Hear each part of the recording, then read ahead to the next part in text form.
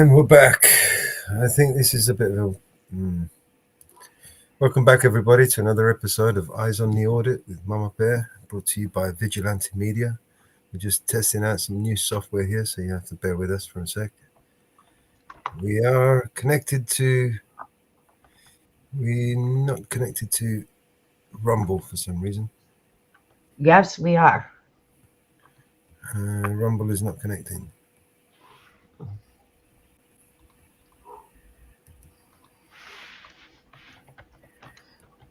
Verify.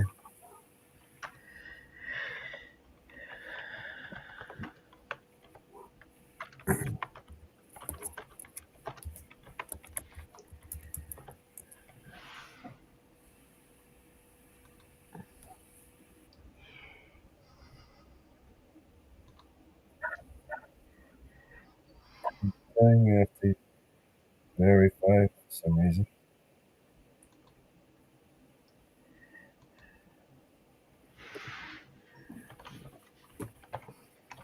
Let me see.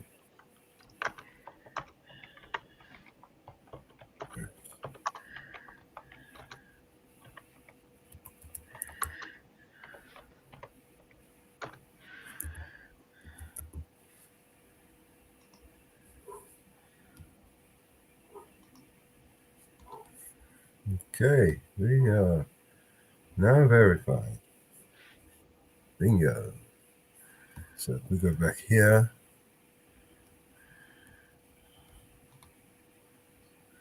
Because I posted in it.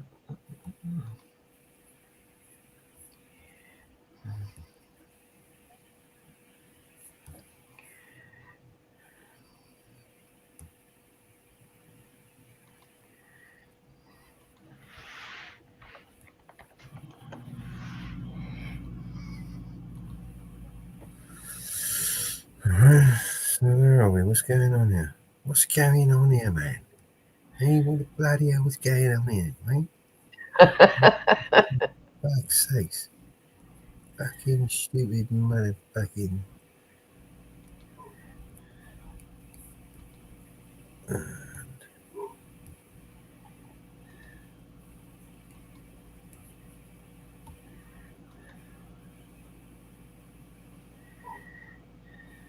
Add a channel. Add a Rumble channel.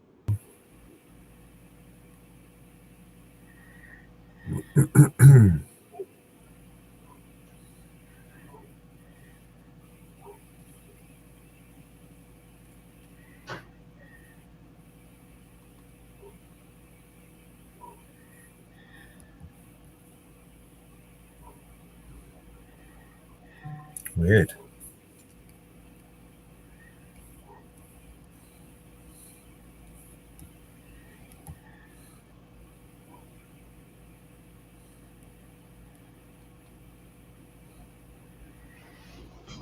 Yes, we have some new toys. I'll work out how to use the bloody thing.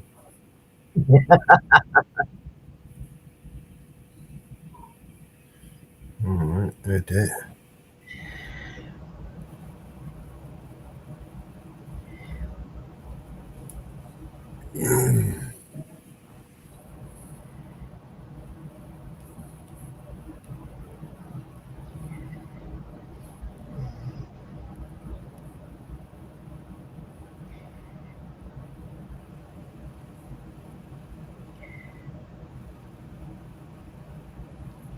While you're working on that,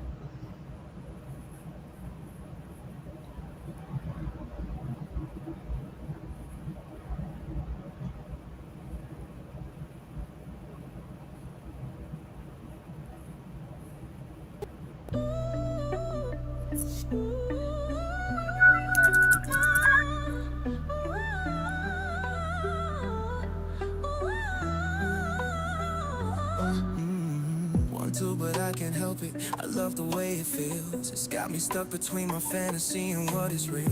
I need it when I want it when I don't. Tell myself I'll stop every day knowing that I won't. I got a problem and I don't know what to do about it. Even if I did, I don't know if I would quit, but I doubt it. I'm taken by the thought of it. And I know this much is true. Baby, you have become my addiction. I'm so strung out on you. I can barely move, but I like it. And it's all because of you. And it's all because of you.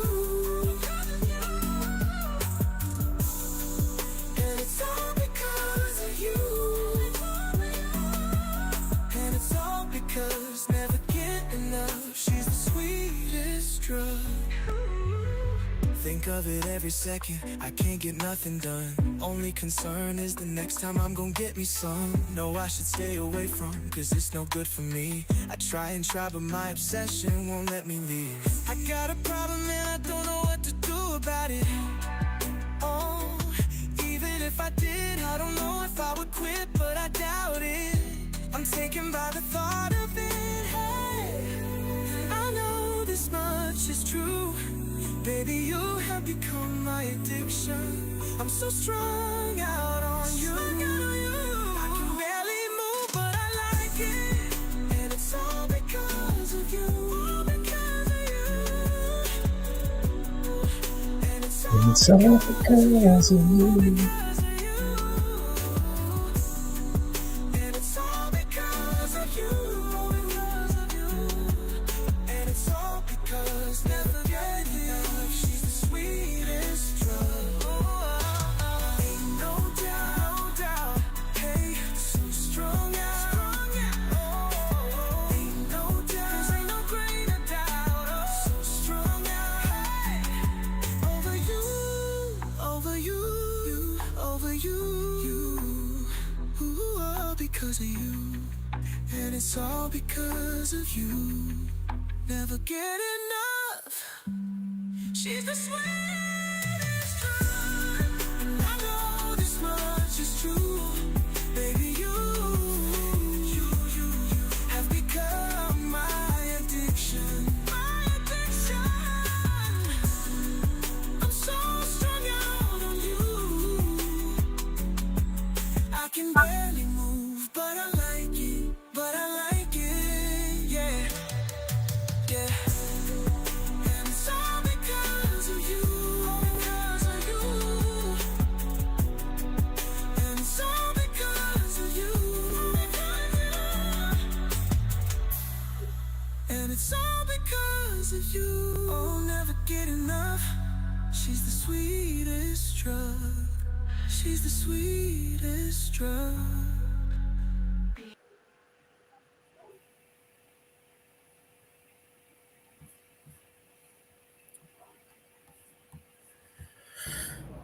Okay, we're live on X. It's just Rumble. It's just a bit of a pain in the ass. What's going on with that?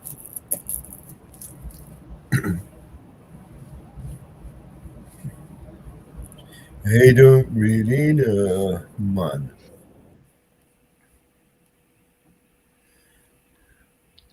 I wonder if it will play the other live while we're in here. I don't know. I'm about to find out. Oh. Wonder if it will play. Why am I echoing? Are you or me? Hold on just a sec.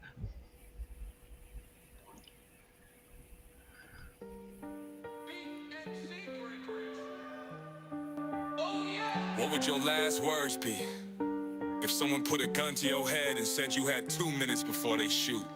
Here are mine. Wish I can go and revisit the evil I did through the course of my life.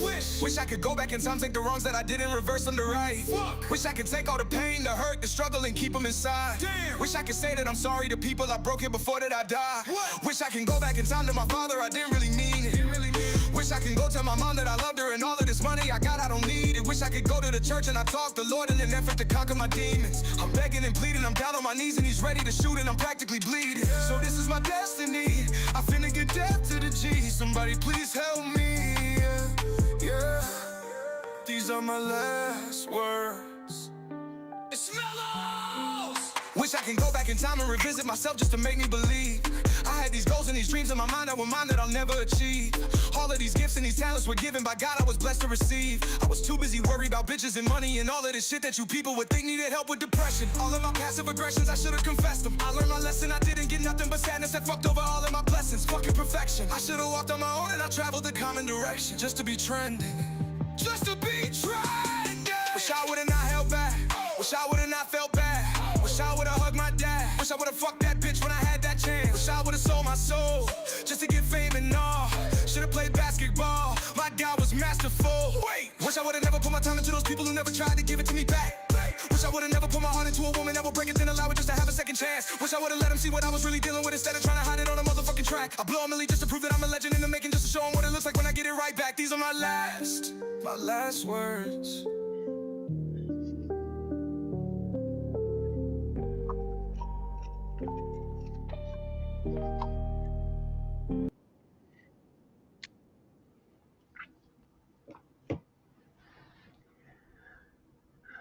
Well, we know X post over here.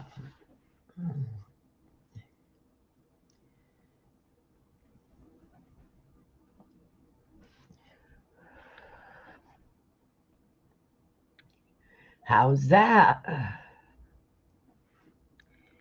Mellows? What's that?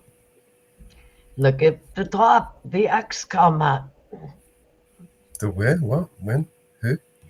Look. Look X. where? What am I looking at? Look at the X comment. Comment. What comment? I posted in X. Okay. I'm looking at X. It's on the screen. Excuse It's in me. chat.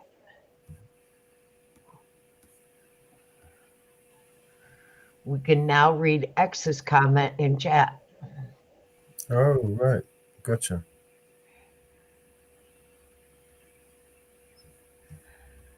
Where before we had to go to X separate. We can now read X's comments in chat.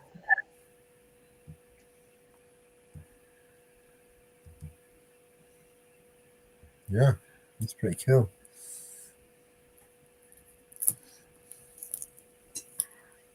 So, well, we're here playing around with different things. Let's play some music.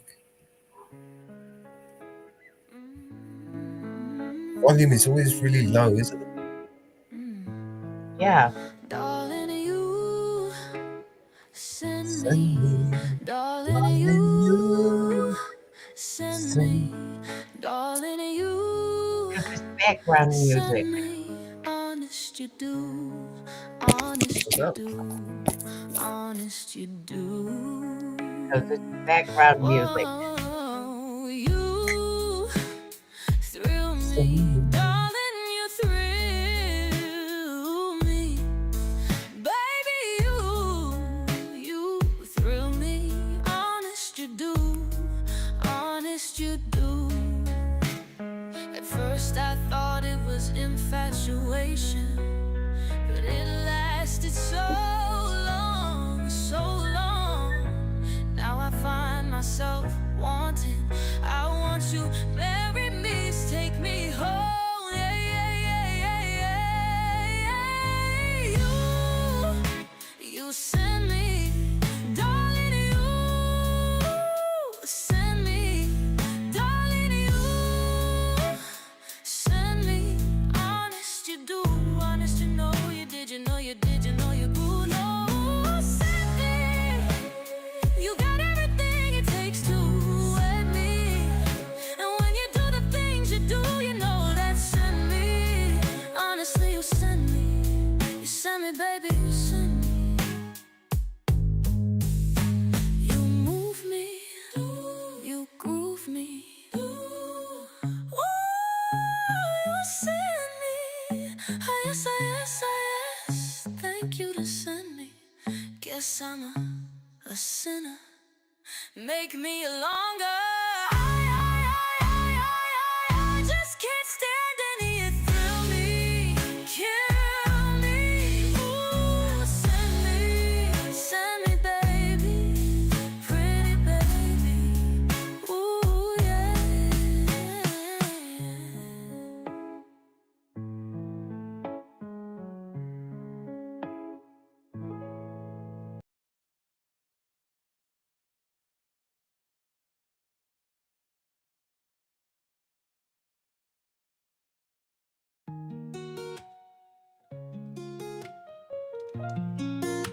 Oh, Dennis, how are you today?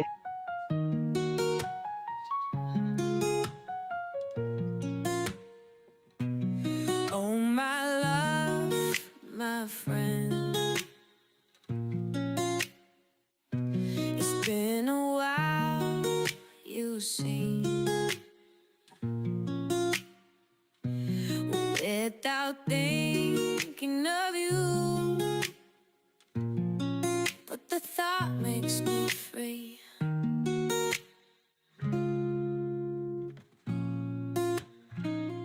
So tired of wanting more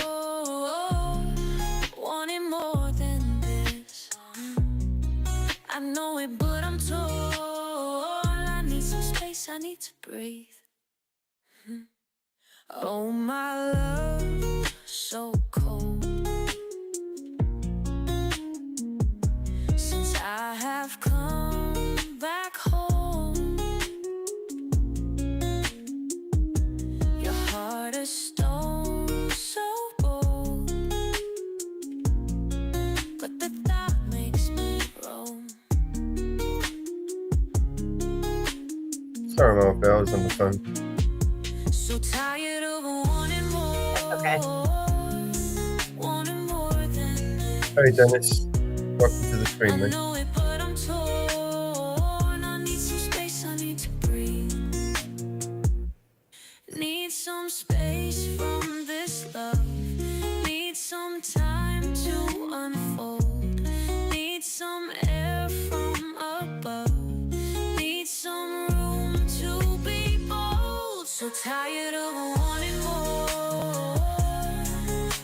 more than this. I know it, but I'm torn. I need some space, I need to breathe.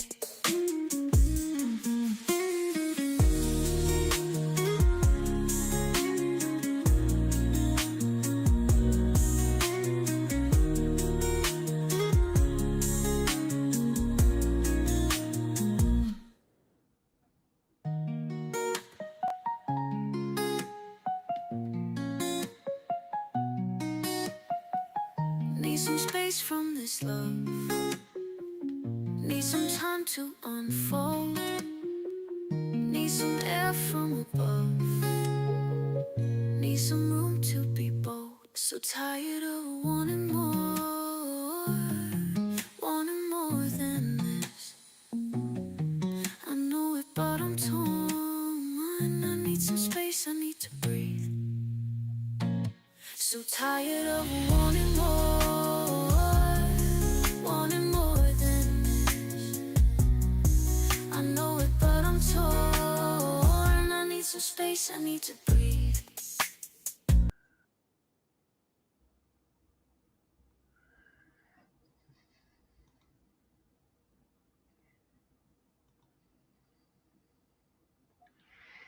Thank you, Dennis.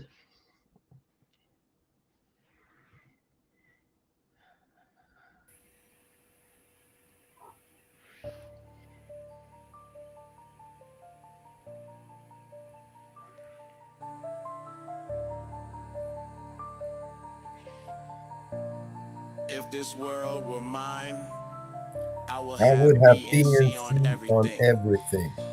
On everything! DNC on everything.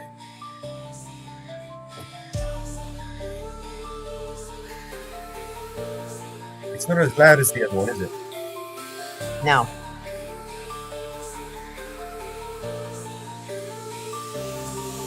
Hey, Roman numeral 7, babe, drop it like it's hot. If this world was mine, I'd take your dreams and make them multiply.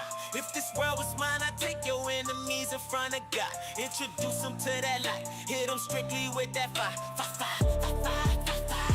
Hey, Roman numeral 7, babe, drop it like it's hot. If this world was mine, I'd take your dreams and make them multiply. If this world was mine, I'd take your enemies in front of God. Introduce them to that light, hit them strictly with that fire. It's a vibe, do your dance, let them watch. She a fan, he a flop, they just wanna kumbaya. Now in this world, concrete flowers grow. Hard and she only doing what she know. Weekends get it poppin' on the low. Better days come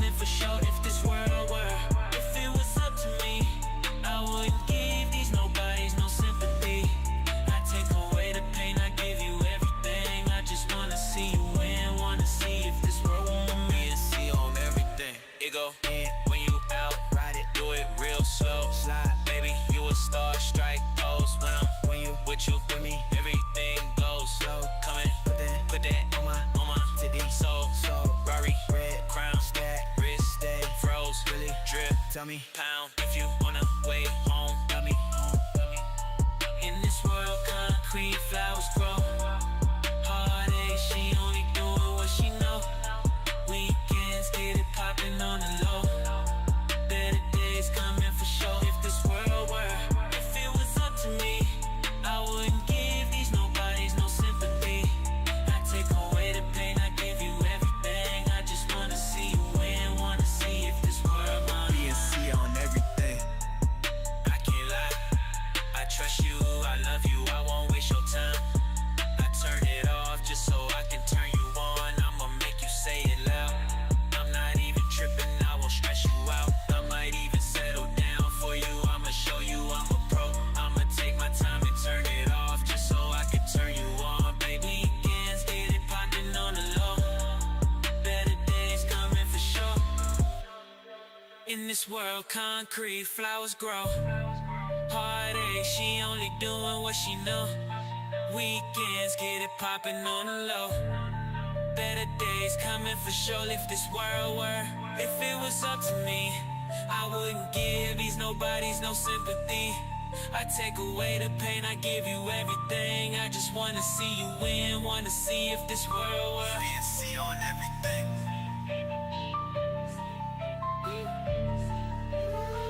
BNC on everything.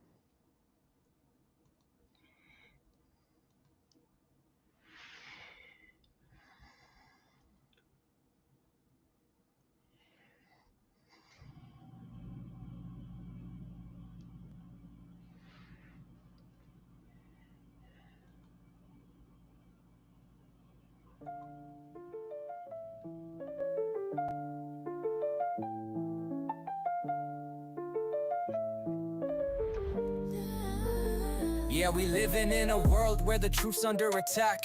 Mello's vigilante, got the spotlight on the facts. Eyes on the audit, we ain't taking no more lies. Government corruption, we expose it, open skies. They think they can just play us, manipulate the game.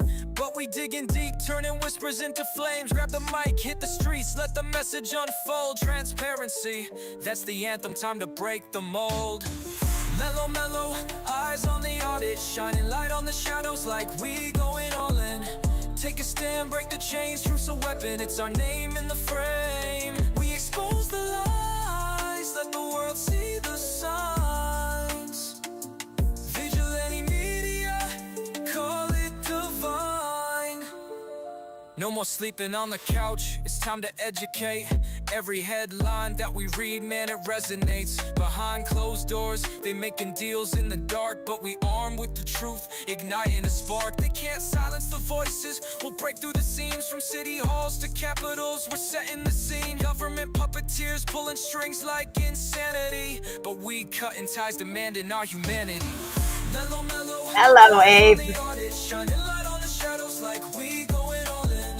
Take a stand, break the chains, truth's a weapon, it's our name in the How are you, Abe? frame. We expose the lies, let the world see the signs. Vigilante media, call it divine. Justice for the masses, it's a fight that we carry. Scrolling through the feeds, desperation feels scary. But through the chaos we will find unity. Does it skip sometimes, the sound? So rise up, warriors, with your heads held Yeah, high. We'll march it for the does. voiceless, let them know it's do or die. No more fear in It's the not as eyes. good as Let's take Streamlabs. back the night. Mellow's got the vision, we'll shine like daylight. I mean, it's got some In a world nice full of features on it, smoke but and it mirrors, we isn't as stay good as bold. Streamlabs. With every word we spit, All we're this breaking the music does is mold. play in the Mellow's movement background. is the revolution sound. Integrity, transparency, All right, we're Dennis. taking the crown. Mellow, mellow, If you eyes look, on it's the music audit, that shining plays in the light on the background. It shadows like doesn't we come going forward. all in. Take a stand, break the chains, Well, it truth's a depends what you weapon, need it's it our for. name in the frame. We Yeah. expose the lies, let the world see the signs. Vigilante media, eyes open wide, feel the change in the air. Together we rise up, we ain't going nowhere. Mellow's vigilante eyes, keep it real, keep it raw. In this fight for the truth, we'll never withdraw.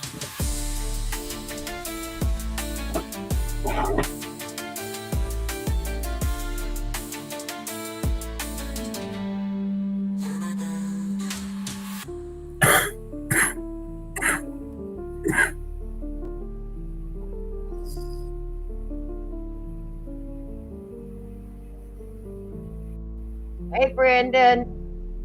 Hope Grandpa's doing good.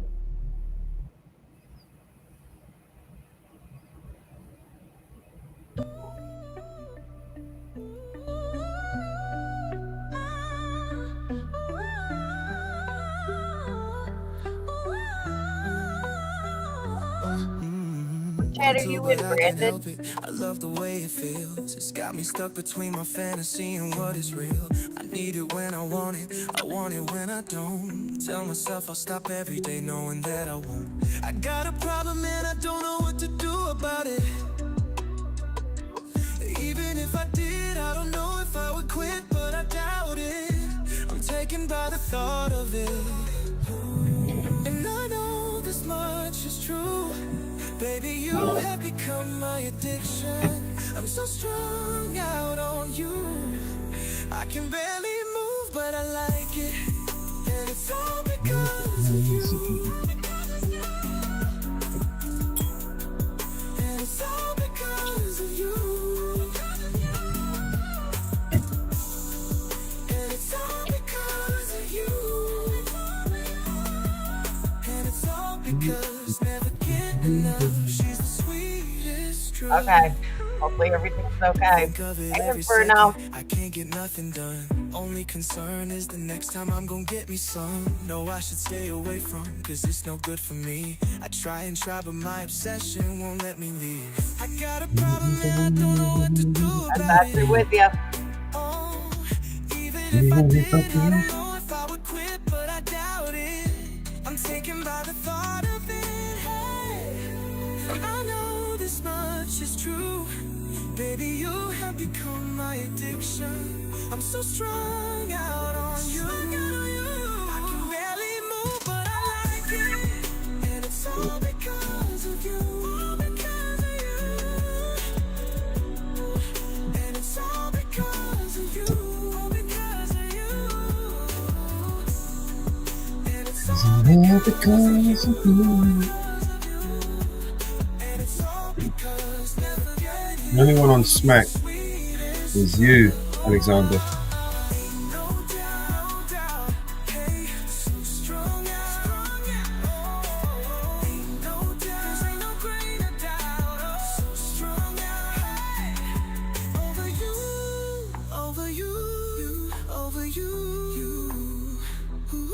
Because of you, and it's all because of you. Hey, I'm not here to make anyone do anything. To remind you all that you live in a free world and take it.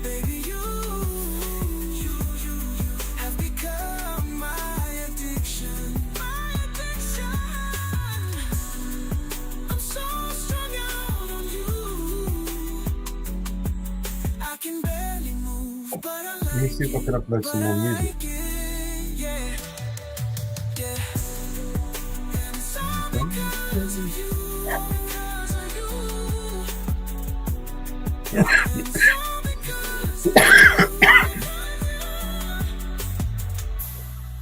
And it's all because of you. I'll never get enough. She's the sweetest drug. She's the sweetest drug. And nobody owns me. I'm a free person.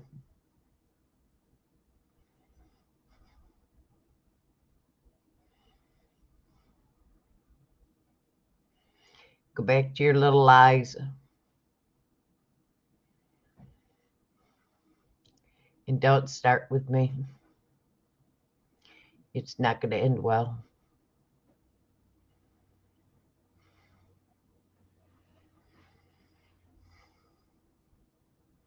Oh no, it won't.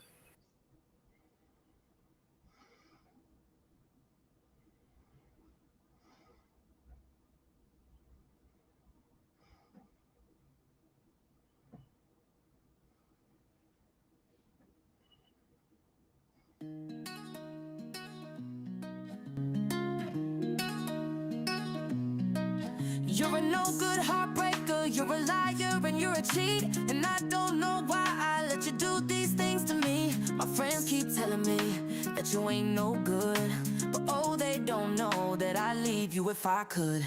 I guess I'm uptight and I'm stuck like glue, cause I ain't never, no, loved a man the way that I love you. Some time ago I thought you had run out of fools, but I was so wrong. You got one that you'll never lose. The way you treat me is a shame. How could you hurt me so bad? Baby, you know that I'm the best thing that you ever had. Kiss me once again. Don't you never say that we were through. Cause I ain't never, no loved a man the way that I love you. Oh, I can't sleep at night, and I can't eat a bite. I guess I'll never be free since you got your hooks in me. Oh, yeah. I ain't never loved a man, baby. Ain't never had a man hurt me so bad, no. Well, this is what I'm gonna do about it. I tell you, I'm gonna hold on to it. Yeah, I'm gonna hold on to it.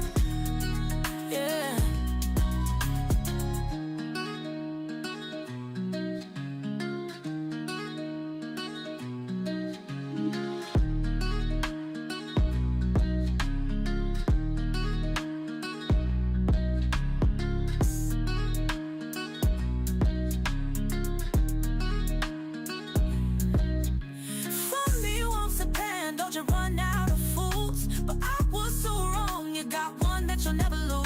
You treat me is a shame. How could you hurt me so bad? Baby, you know that I'm the best thing that you ever had. Kiss me once again. Don't you never say that we were through.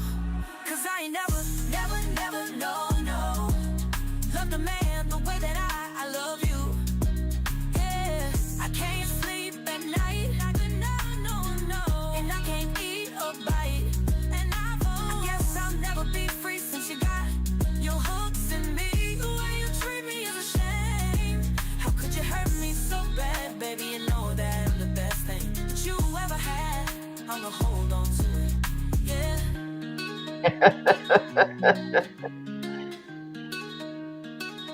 I ain't never loved.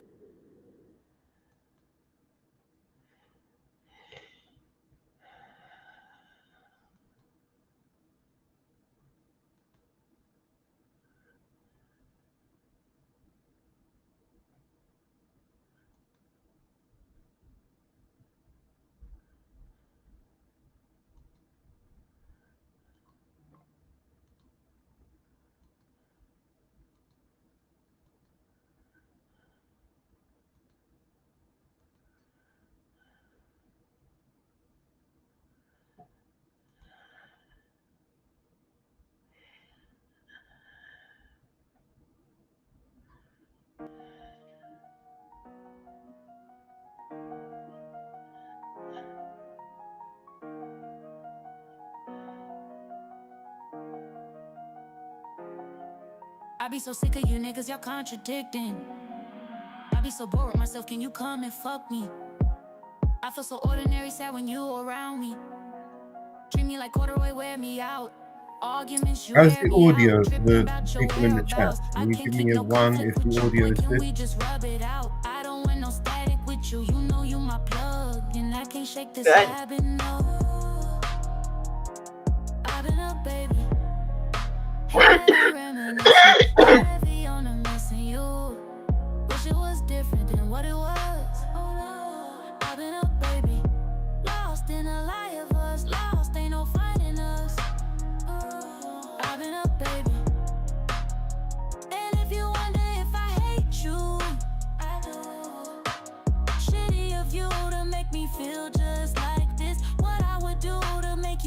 just like this. And if you wonder if I hate you, fuck you. Shitty of you to make me feel just like this. What I would do to make you feel just like this. Used to be too solid till you scramble me. Used to be your rider, you mishandle me. Used to be non-violent till you ambush me. Now I'm out here wildin' with you. Now I'm out here silent treatment, that mean no permission. Missionary getting boring, can you switch positions? Hard to save your soul, you don't ever listen, no. I've been up, baby. Heavy reminiscing, heavy on the missing you. Wish it was different than what it was. I've been up, baby. Lost in the lie of us, lost, ain't no finding us. I've been up, baby. And if you wonder if I hate you, I do. Shitty of you to make me feel just like this. What I would do to make you feel just like this. And if you wonder if I hate you, fuck you. Shitty of you to make me feel just like this. What I would do to make you feel just like this.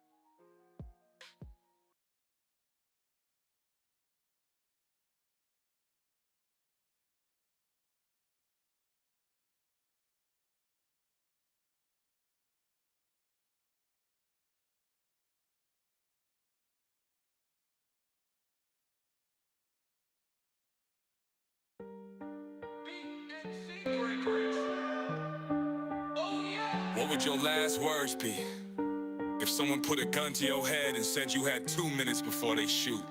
Here are mine. Wish I can go and revisit the evil I did through the course of my life. Wish I could go back in time, take the wrongs that I did and reverse them to right. Wish I could take all the pain, the hurt, the struggle and keep them inside. Wish I could say that I'm sorry to people I broke here before that I die. Wish I can go back in time to my father, I didn't really mean it. Wish I can go tell my mom that I loved her and all of this money I got, I don't need it. Wish I could go to the church and I talk the Lord in an effort to conquer my demons. I'm begging and pleading, I'm down on my knees and he's ready to shoot and I'm practically bleeding. So this is my destiny, I finna get death to the G. Somebody please help me, yeah. These are my last words. It's mellows. Wish I can go back in time and revisit myself just to make me believe. I had these goals and these dreams in my mind that were mine that I'll never achieve. All of these gifts and these talents were given by God, I was blessed to receive. I was too busy worried about bitches and money and all of this shit that you people would think needed help with depression. All of my passive aggressions, I should've confessed them. I learned my lesson, I didn't get nothing but sadness that fucked over all of my blessings. Fucking perfection. I should've walked on my own and I traveled the common direction. Just to be trending. Just to be trending. Wish I would've not held back. Wish I would've not felt bad. Wish I would've hugged my dad. Wish I would've fucked that bitch when I had that chance. Wish I would've sold my soul just to get fame and all. Should've played basketball. My God was masterful. Wish I would've never put my time into those people who never tried to give it to me back. Wish I would've never put my heart into a woman that would break it then allow it just to have a second chance. Wish I would've let him see what I was really dealing with instead of trying to hide it on a motherfucking track. I blow a milli just to prove that I'm a legend in the making, just to show him what it looks like when I get it right back. These are my last words.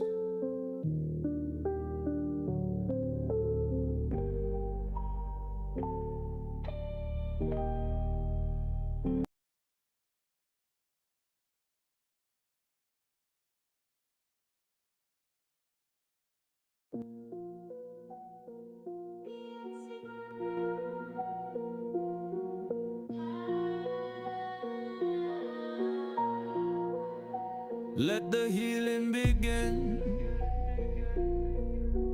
Open up and let the love flow in. Let hope and joy come and destroy your suffering. Let the healing begin. Cause we've been down for so long in Babylon. Got to be strong, time to move on. We can't afford the rent no more. Beating our fists upon the door. Won't take no more. Won't stand here waiting, contemplating on the shore. Cause we're ready for some change. It's time to rearrange. Things are getting so strange in this hour. Wicked men sit up in power while most cower. Choose to believe, to be deceived by these cowards. So Babylon, I'm fading from your sight. Babylon, I'm fading from your sight. Because I know it's gonna be alright. If I give up this fight and get some sleep tonight. Cause fighting never did solve anything. And love is all that I, man, have to bring. Because I'd rather jump and dance and sing. And spend my time swimming in love everlasting.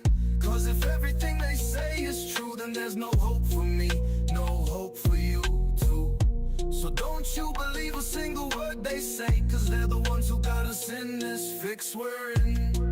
Let the healing begin. Open up and let the love flow in. Let hope and joy come and destroy your suffering. Let the healing begin. I have flown across the foreign lands and seen the inequalities forced on my fellow man. I have witnessed things that in my heart I just can't stand. And seen atrocities that have haunted me I can't overstand. Little children gone for weeks without a bite to eat. Grandmothers laboring, broken blisters bloodied on their feet. People drinking sewer water cause they can't get nothing clean. All innocent victims of this money machine. Every single word I say is true. But I got hope for me, I got hope for you too. So don't you believe a single word they say. Cause we're the ones who come to fix this mess we're in. Cause if everything they say is true, then there's no hope for me, no hope for you too. So don't you believe a single word they say. Cause they're the ones who come to fix this mess we're in. Let the healing begin. Open up and let the love flow in. Let hope and joy come and destroy your suffering. Let the healing begin. I have flown across the foreign lands and seen the inequalities forced on my fellow man. I have witnessed things that in my heart I just can't stand. And seen atrocities that have haunted me I can't overstand. Little children gone for weeks without a bite to eat. Grandmothers laboring, broken blisters bloodied on their feet. People drinking sewer water cause they can't get nothing clean. All innocent victims of this money machine. Every single word I say is true. But I got hope for me, I got hope for you too. So don't you believe a single word they say. Cause we're the ones who come to fix this mess we're in. Let the healing begin. Open up and let the love flow in. Let hope and joy come and destroy your suffering. Let the healing begin.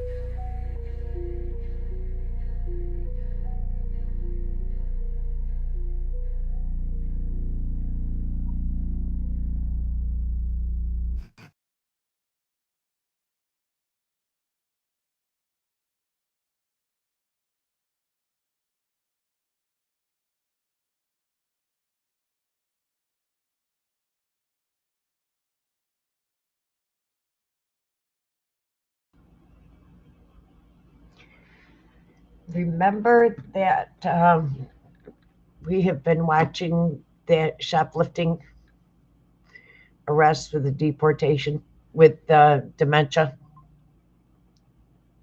case?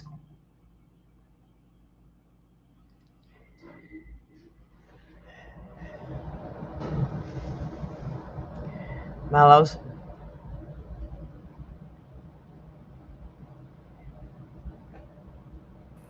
Yes, Mama Bear. We've been watching that shoplifting case with the dementia. Yeah, you want to play it? Civil Rights just did an update. Yeah. Put it on.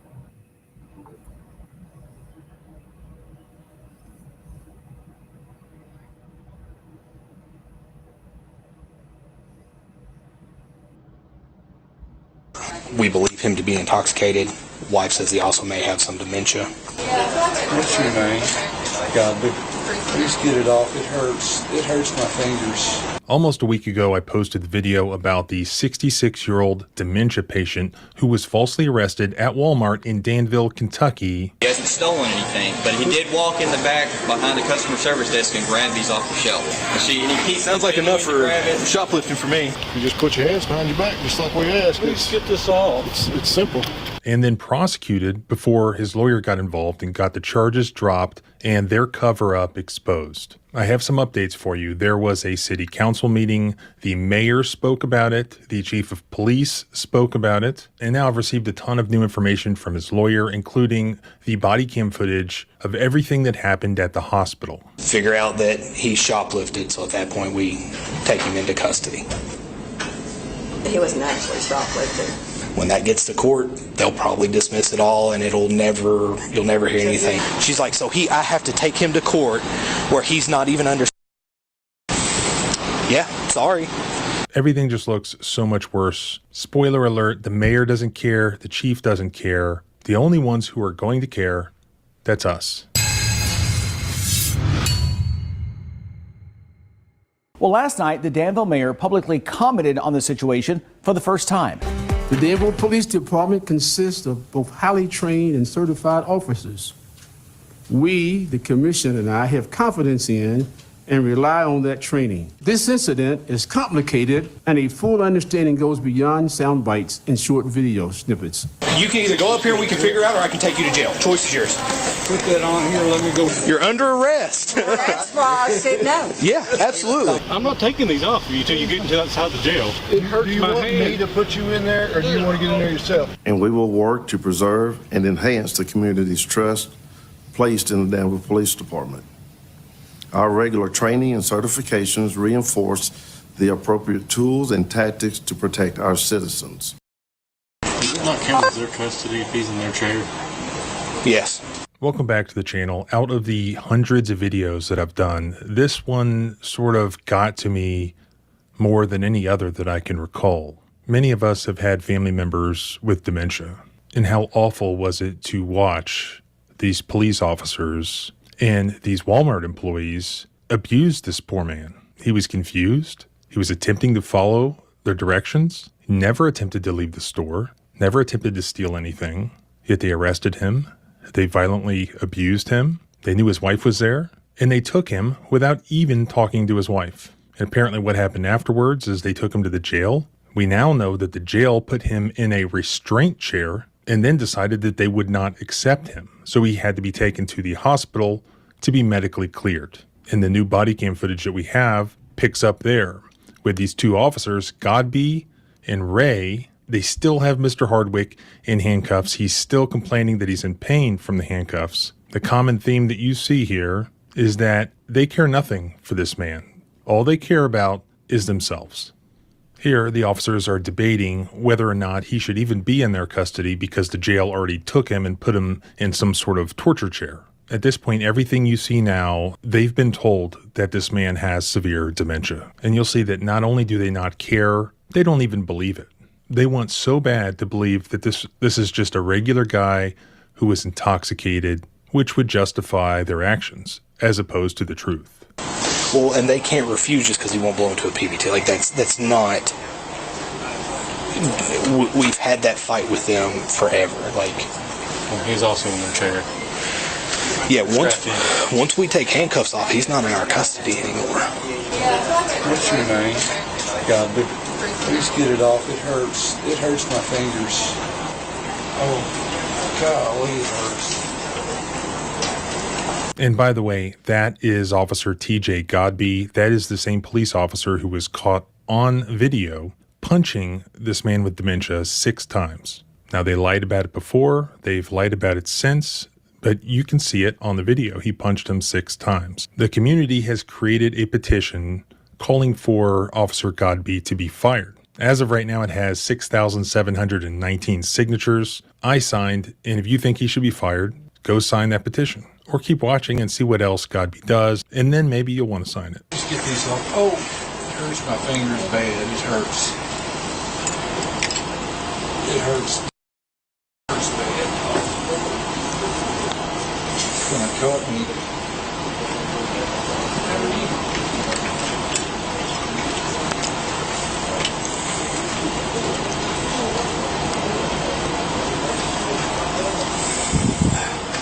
get this off because there's no reason I'm doing this right now.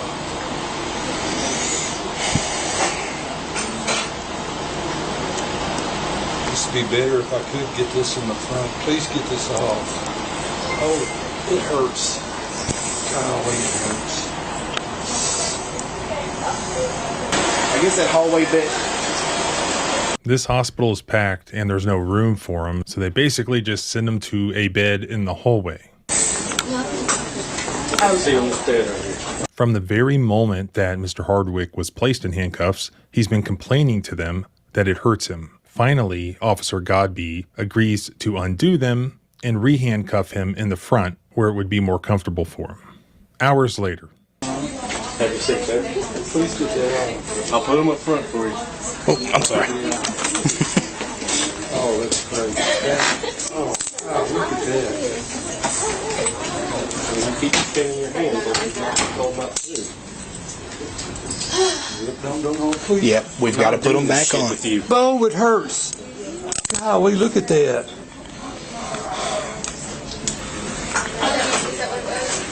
As they're waiting for him to be seen, Officer Ray takes out his cell phone and he begins to text. I'm not sure exactly who he's texting. As you know, my eyes are not the best. In any event, he's texting with some other cop, probably a supervisor, about the situation. I took several screenshots of the text as this is happening, and the most fascinating of those is the revelation that Officer Ray is texting this likely supervisor and telling him that, yeah, he's confused, but he doesn't really buy the act.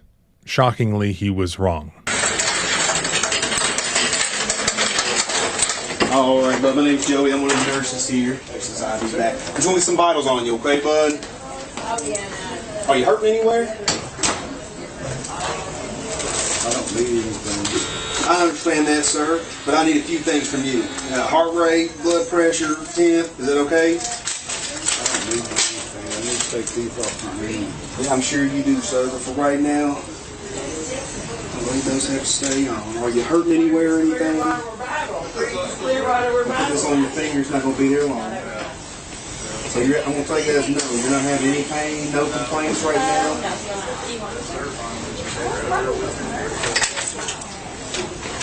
Did you, do you know the picture? Put this on the arm over here. I'm just going to feel your arm, okay? Make sure you don't have anything. We're going to do EKG. Huh? We're going to do EKG. You know what that is? Just a sec. Yes, sir. I'll get that off here in just a sec. It goes inside the mouth.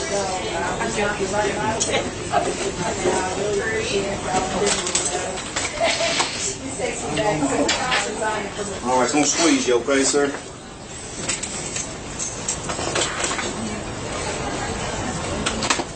We'll get a temp on you right here underneath your tongue. It just goes underneath your tongue. It's a temp probe. All right, bud.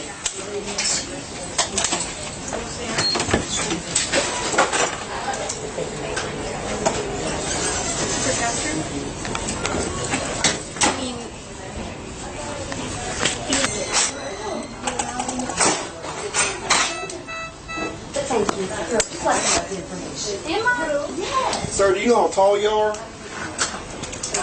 Do you know how tall you are? I'm fine. 6'12". How much do you weigh, sir? I don't need where you get all this. I'm fine. How much do you weigh, sir? I'm just fine. Okay. All right, but I'm going to take all this stuff off as you asked. Just hang tight. Doc will be able to see you here shortly, okay? If there ain't nothing going on, you tell him the same thing you told me, and we'll get you out of here lickety split, okay? Okay. You got contact with Amy or anything yet? Loss prevention at Walmart spoke to wife on scene. Okay. She was en route to the jail, and then we got refused at the jail and brought here. So,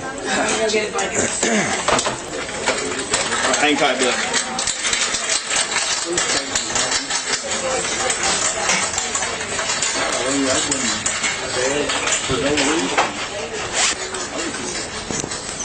Wait, why is he there again? Supposedly this guy's intoxicated, right? The jail won't even accept him. What have we not heard mentioned? Alcohol, intoxication, doesn't even come up. Nobody mentions it. Nobody mentions smelling it. He doesn't appear to be intoxicated. They're just checking his vitals. Clearly, Mr. Hardwick doesn't know why he's there. Looking stuff to buy something, and y'all went crazy.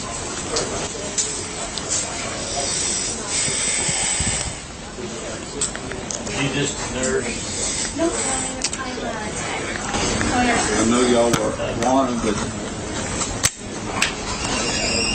nothing's wrong with me then.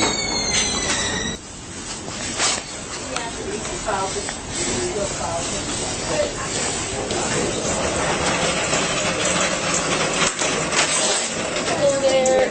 Last name Hardwick? Thank you.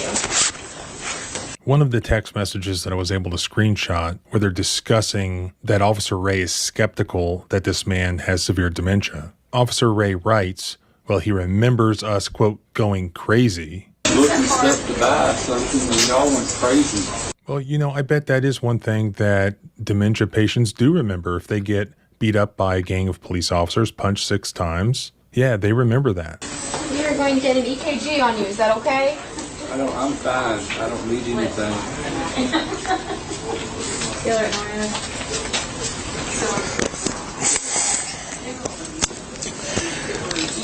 He was trying to shoplift alcohol from Walmart. Like I said, none of the medical personnel have mentioned alcohol. They're just checking his vitals. So Officer Ray then injects his opinion that he believes this man to be intoxicated. And oh yeah, his wife says he might have dementia. We believe him to be intoxicated. Wife says he also may have some dementia. What's your birthday, sir? I don't need anything. I understand, but you have to answer my questions to refuse. What's your birthday? There's nothing wrong with me. Sir, I need you to tell me your birthday. Nothing. Okay, then we're going to do the EKG on you if you can't answer my questions, because I can't say you're medically cleared to refuse.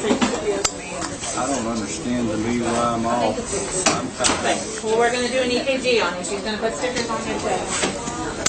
I'm going to set this bed up for you. If you don't mind to swing your legs up there for me. Lay back here. Lay back.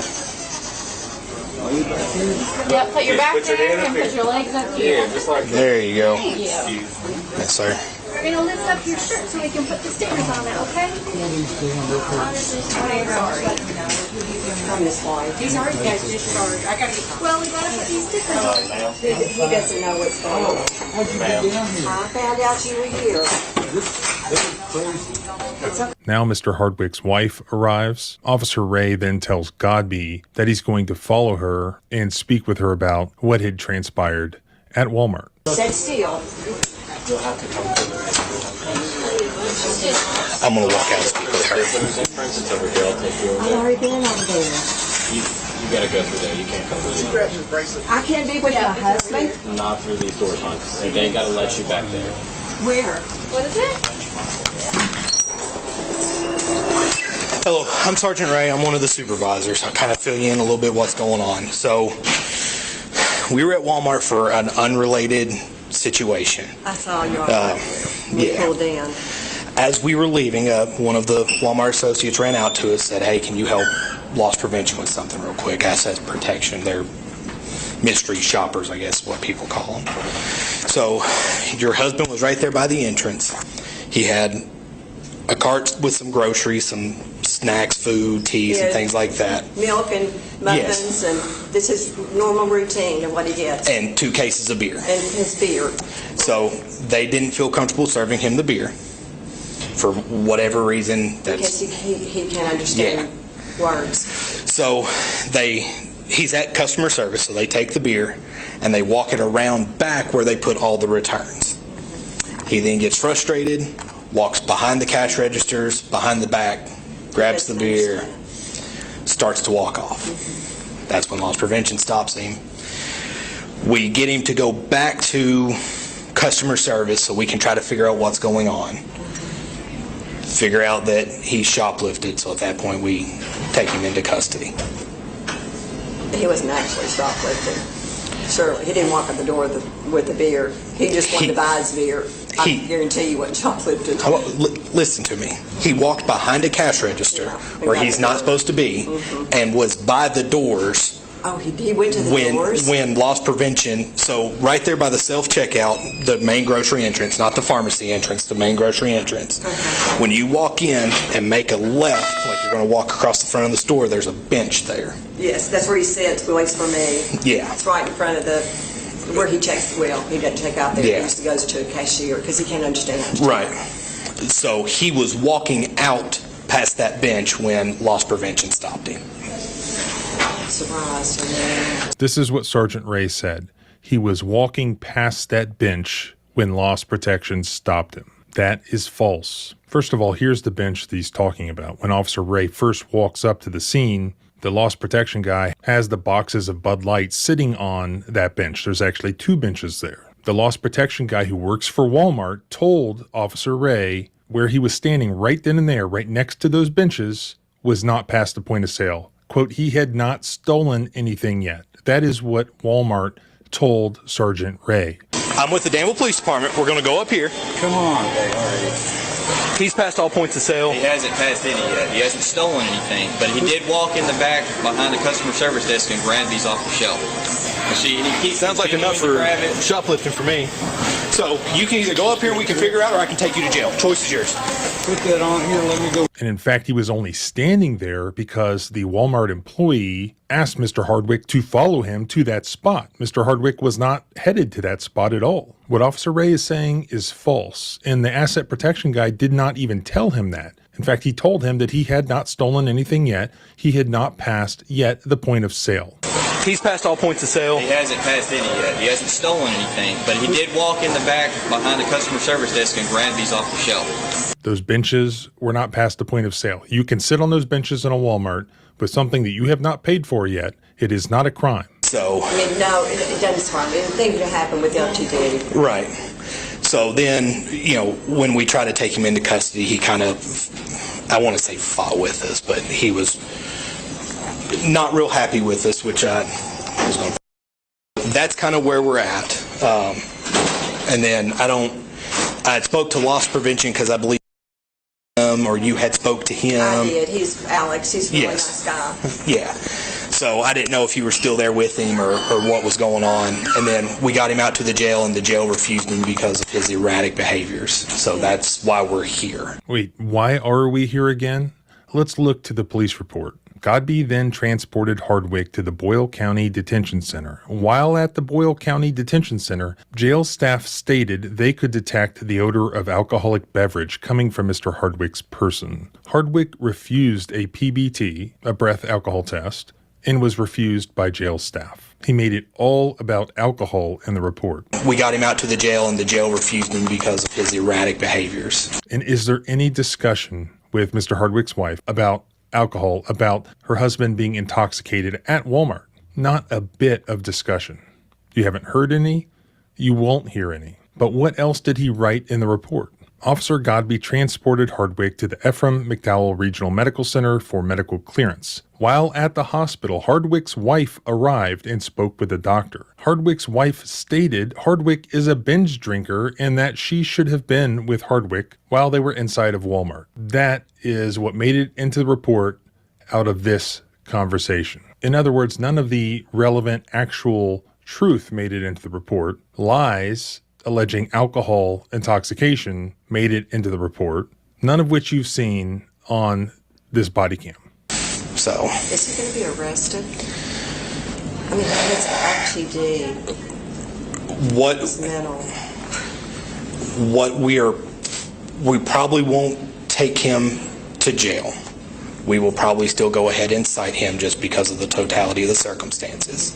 Now, when that gets to court, they'll probably dismiss it all, and you'll never hear anything So he has else. to go to court and can't even comprehend what he's going to court for. I may not even be able to get in there. You may have to come to the house and get him. 'Cause I understand. I want to go to see a doctor now. I have to do it. I understand. And you will be able to, I'm sure you can make arrangements, with the courts, and we will let them know also what's going on and that we spoke to you and his medical conditions and that sort of thing, and they can work something out with you, okay? And they can. So how crazy is this? Sergeant Ray says one thing to his wife, not making allegations that he was drunk at Walmart. They're both on the same page, right? About him having severe dementia. But behind the scenes, Ray is scheming about how he can successfully prosecute her husband for being this drunk guy shoplifting in Walmart in order to cover his own ass and his buddy's ass because they just falsely arrested and beat up this man with severe dementia. So looking back at the report, everyone's on the same page, right? This guy has dementia. They're literally at the hospital. And as you'll see, they're forced to release him with his wife. Everybody's on board with that. Then they go write up the report. Is there any mention of dementia in this report? No. He had an odor of alcoholic beverage coming from him. He refused a PBT, and so the jail staff refused him. Then while at the hospital, the wife arrived, and the wife said that he's just a binge drinker. Her fault. She should have been with him while they were inside of Walmart, because, of course, he's a binge drinker. That's it. And then it just says, Hardwick was cited to court due to unrelated medical issues. Unrelated medical issues. They did everything they could not to mention anything about the dementia. And then the last line says it was an unrelated medical issue. And when the officer's trying to explain himself, again, they put one thing in the report and they say another thing to your face. So wife's down here at the hospital. She's saying that he has an LTD. I don't know what that means, but I'm sure it's, she says that it's progressively gotten a little bit worse. She lets him go to Walmart because that's one of the few places that he'll actually go now. We're fine with releasing him to her, talking to her, seeing him a little bit more. There may be something cognitively going on, but the way he was acting on scene and that sort of stuff, so. It is. It's really sad, and She seems confident. Yeah, she said that Walmart's one of the few places that he'll still go. Yeah. Which he won't go there anymore after what. He's sort of apologizing at the end, and he's saying, well, we didn't know about the dementia. I'm sorry, we're going to help you in any way we can. Had we only known. We try to help you all out a little bit, but our hands were also kind of tied in the situation. We hate it. We don't want to have to do those types of things, but we also didn't know. But I will let our dispatch know. It will go in our system that way. If anybody in Boyle County runs him, it will come back that he has dementia. Yeah, and I will also get your name and phone number and attach it there. That way they can call you. Okay? Thank you. You're very welcome. No, it's okay. I mean, this is all things no one tells you, about. So, unfortunately, it takes an event like this to get stuff rolling. So, I've talked to the doctor. She's going to try to get you all processed and get you out of here, okay? All right? All right. If you need anything, please give me a call, okay? Then he goes and writes a report, and the dementia is relegated to one line at the bottom that says, Hardwick was cited to court due to unrelated medical issues. This is some real 1984 stuff right here.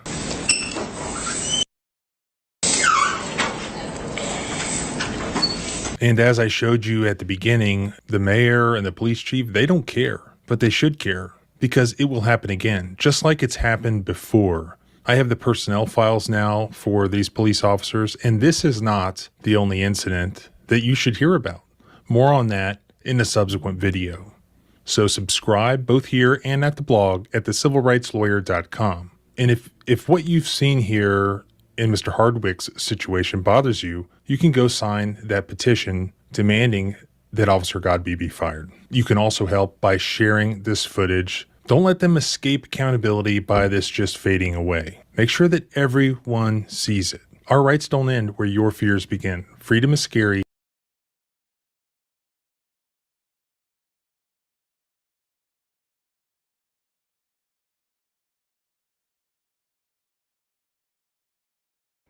I have posted the petition and everybody, I have posted this video and everybody. The petition only calls for the dismissal of one officer. I don't agree with the petition. I think, and it voiced it on his channel, all the officers involved should be terminated.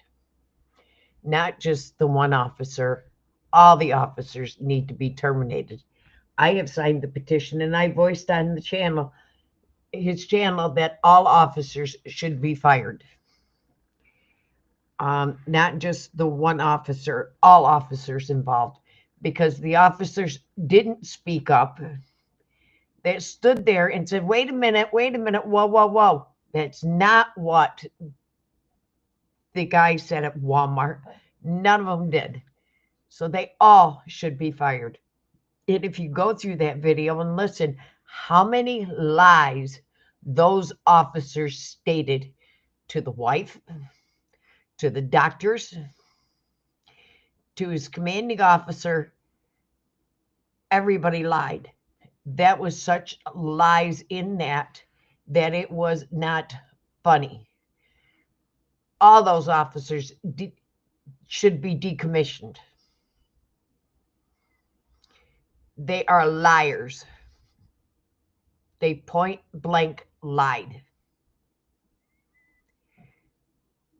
They abused an elderly man, a sick elderly man. And the more that has dug up into this case, the worse and worse I have seen it. It is getting sicker and sicker every time they pull up another video.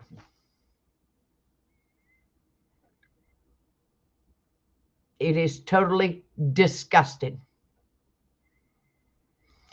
And I guarantee you, they did put that man in their system.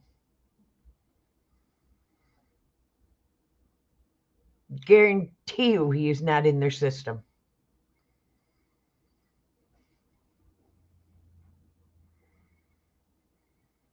That city council, if one of them don't speak up, that's disgusting. That mayor is not for the elderly people in that town. Am I hot and pissed about it? You bet your ass. I am totally pissed.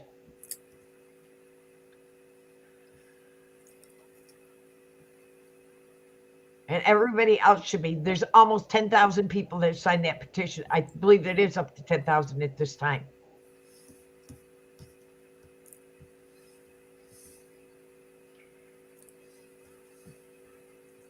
He should be charged with elderly abuse. He should be charged with a felony assault.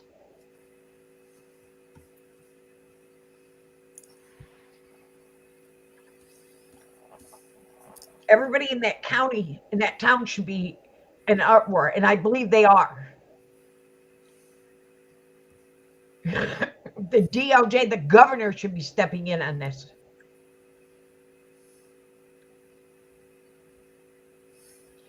Uncalled for. The abuse on an elderly person.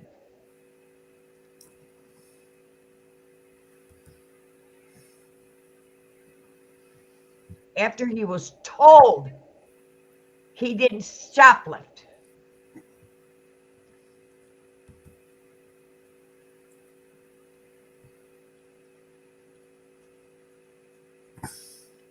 Point blank lied.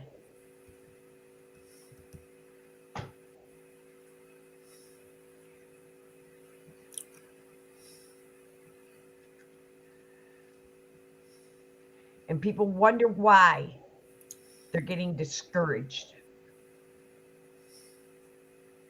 with the system.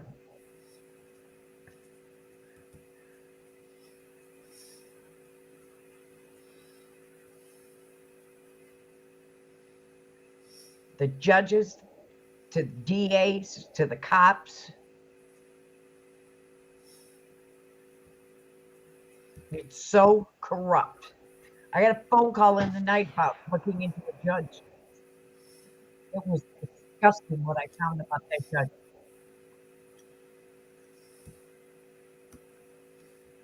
Right now I'm leaving him. But it was disgusting. He was disbarred off the bench. It was disgusting what I found.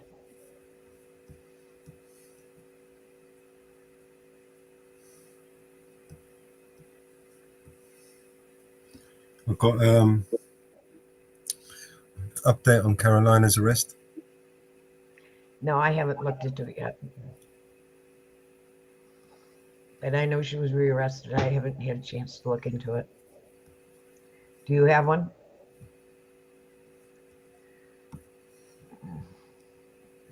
You see my screen? Yep. This is the man that had me unlawfully arrested, Timmy O'Hare. He's the commissioner court judge that presides over the commissioner court in Tarrant County, Texas. A man named Scott Little paid $4,500 it took to get me out of jail. Now I'd still be sitting there if it wasn't for him. But what is crazy is this man, Timmy O'Hare, is a lawyer. He has a law degree. He's a chase ambulance injury lawyer. So you would think that a man with a law degree would know everything about the law, especially something called the First Amendment. And what Timmy O'Hare is doing is he's trumping the Constitution with his laws, with his decorum, with what I call Timmy's decorum. That's how I got unlawfully arrested. Before I was arrested, the panel discussed these new rules of decorum that Tim O'Hare was putting into place. And Miss Alicia Simmons explained to him that his rules should not trump the Constitution. And this is what he had to say back. That is literally some of the most ridiculous stuff I've ever heard uttered.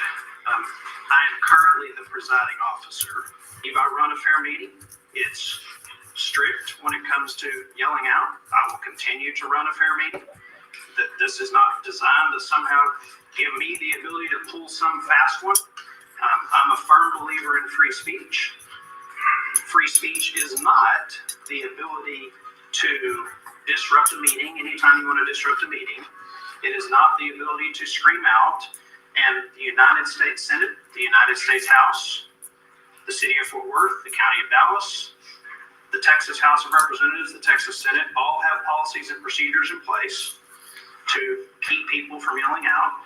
And then the notion that this policy creates the ability for law enforcement to go enforce laws is also ludicrous. We don't have the authority or power to give law enforcement powers or take law enforcement powers away. What they choose to do when it comes to enforcing laws is up to them, and that separation of powers that you're concerned about would actually be violated if we try to tell them who you can prosecute, who you can't prosecute, who you can arrest, who you can't arrest. I have never told anyone from the sheriff's office to arrest someone or do anything other than remove them from this proceeding when they speak out. So I will continue to do that, which is my right to do, whether this policy is passed or not, as the presiding officer of the court. Can I ask a question of Commissioner Simmons? I'm new to this, so if this is out of order, let me know. But I practice constitutional law, so I take that very seriously, especially on free speech issues. This guy's name is Matt Krause. And what he doesn't understand is that every lawyer is a constitutional lawyer. Hello? And you practice law and you don't know what the First Amendment is either. He thinks policies trump law too. And you had said that it violates the First Amendment. Can you tell me where in the rules what the violation is of the First Amendment? Because if we are violating the First Amendment, I don't want to sign off on it, but I didn't see anything in those rules that did that. So if you can show me where it violates the First Amendment, that would be very helpful to me. Like I said, there are subtleties, but to me they're not subtleties. When you prevent or you erect barriers for people to speak, that is a violation to me. The people of Tarrant County tried to tell Timmy O'Hare that he was wrong. Commissioners Joe Palmer, Tarrant County. I think one of the qualities of good leadership, matching the scope of the response to that of the issue. These proposed rule changes are way out of scope. In fact, there was not a problem of any kind during the last meeting, except for the violent removal of 3 attendees. Incidentally, neither the professor nor Manuel Mata were coming up in the online system as having been arrested, and no bond amount was indicated through the next day. Were they actually arrested? Were they unarrested? When we remove people from meetings against their will, who have broken no laws, what does that mean about us? Imagine getting violently removed from a public meeting and or arrested in America for simply asking why the law is not being followed. Time and effort out of our days to show up here twice a month and try to talk some sense into all of you sitting on this dais. And I think it's absolutely retaliation that's coming from you, Tim O'Hare. trying to pass these policies behind closed doors, having no collaboration with any other. We're going to make our voices heard, and you're going to sit there and you're going to listen to us over the next 2 years, and hopefully by then we'll have you out of here. This decorum guideline states that Judge O'Hare would be free to cut off people whenever he feels like it, at his own discretion. So now, not only do we have 3 minutes or less to speak, now, Judge O'Hare, you can cut off anyone willy-nilly, at your own discretion, right? So, if someone says something that you do not like, you have the power to silence anyone. Does that remind anybody of a certain type of leadership style? Anyone from the court want to help me with that? C.J. Grisham's turn, and he began his speech by talking about what happened to him at the last meeting. All right. So I came here last time because my good friend Mason Yancey was murdered in the jail. All right. That's why I meant to come here. But you didn't hear from me. The reason you didn't hear from me is because the thugs you had outside the door there assaulted me, threw me in handcuffs for no reason whatsoever, and tried to arrest me. Thankfully, Sheriff Wayborn thought the better of valor and listened to me when I told him to read the fucking law. Now, let me tell you something. Remove him immediately for that comment. Get him out of here. Excuse me, it's protected speech. It's not going to be protected in this courtroom. If it's protected speech, this is the problem right here. My stuff. Let me get my stuff. And Chief Driscoll here needs to be fired. Alicia Simmons is going to consult with the district attorney representative that's sitting in the courtroom and listen to what he had to say, whether that word was free speech or not. Mr. Cradfield, is it indeed protected speech? Yes, it is. I got the case law right here. Mr. Cradfield. Commissioner, I would say that it would be appropriate for the legal advice to close on that. I'm sorry. I would. I think it's protected speech. Well, I believe our policy says you don't allow it. What policy? Just passed and the one before it. So, Mr. Hermes is not present. What did you just say? What? In response to my question, I couldn't hear you. It's a more nuanced question than simply me making a bull or strike call at this moment. I would say that so long as the action is in compliance with the court's policy, that's what we should defer to at the moment. So the court's policy supersedes freedom of speech, no. Constitution? Okay. But you'll look into it. I can give you an answer to that question. Yes, it's dependent on the facts of what's occurred. Yes. This constitutes legal advice, and I would just advise the court to allow us to talk about it in executive session. If there's a question. Somebody could probably Google it and see if it's the policy that's sitting here before us that we are following does not allow profane language. So I'm enforcing the policy that is in existence at the moment. That's fine. That's fucking fine. But I need to know if it You're simply the most classless person we've ever had sitting on this dais. Okay. That's me saying the case law. Say that again, ma'am. Thank you. And we will maintain order. There will be nothing called out again from the audience. We'll just close the room down. Let the rest of the speakers come up. Then it was my turn, and here's what happened then. My name's Carolina, and I have a small freedom of speech YouTube channel. Kind of small. It's about 100,000 subscribers. Second one with 20,000. Facebook with another 20,000 subscribers. I mean, people know my name. If I walk outside, they don't know yours, Mr. O'Hare.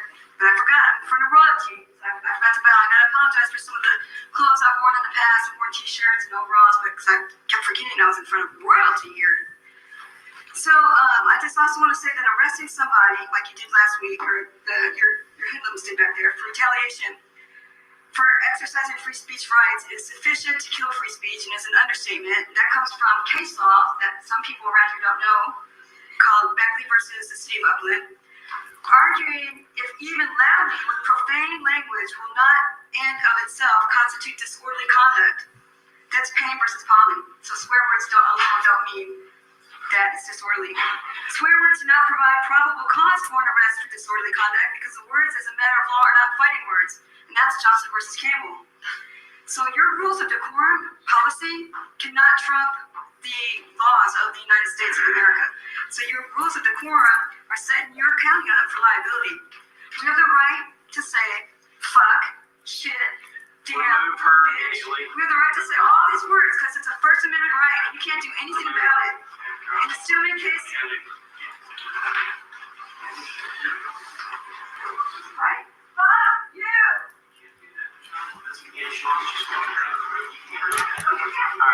Mr. Blackwell, you're up. Following Mr. Blackwell is Daniel Freeman.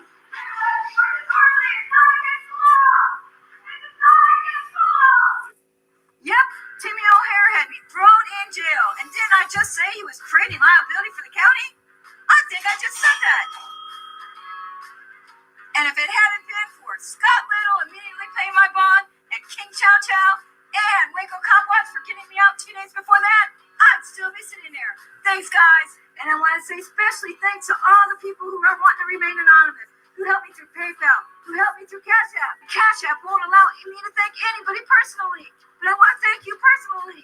Thank you so much. We could not do it without you, the people who watch, and the people who help us out. Thank you for bringing awareness to all these problems. I truly appreciate it.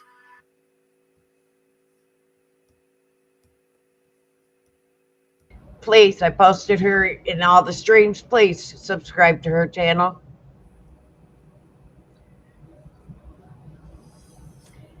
Carolina Fort Worth channel is posted in all the streams.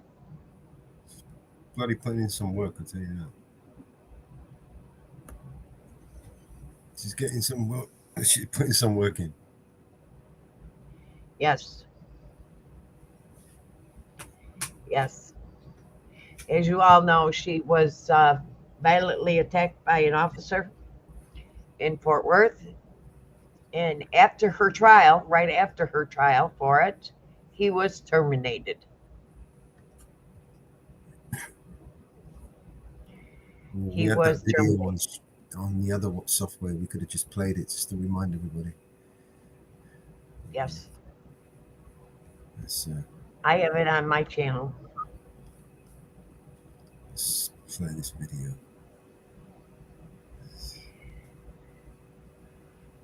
Freddy Krueger, where are you?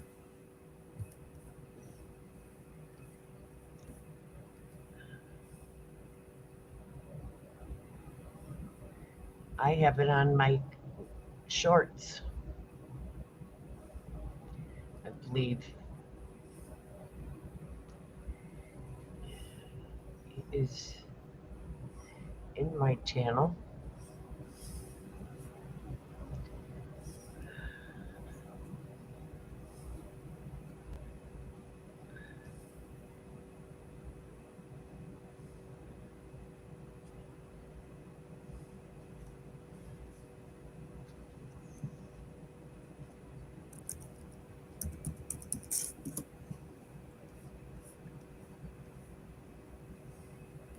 Where is it? Okay, so here we go. Here's another one. I really like sharing on this. It's not as good as the other one, is it?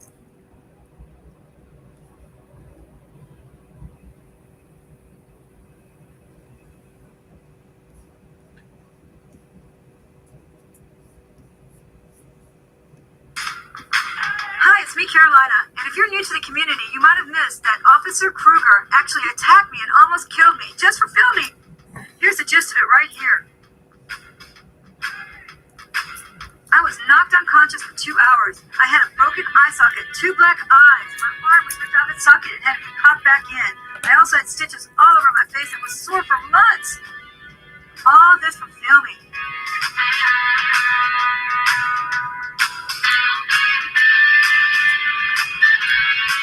Today, I have a few more facts to share with you.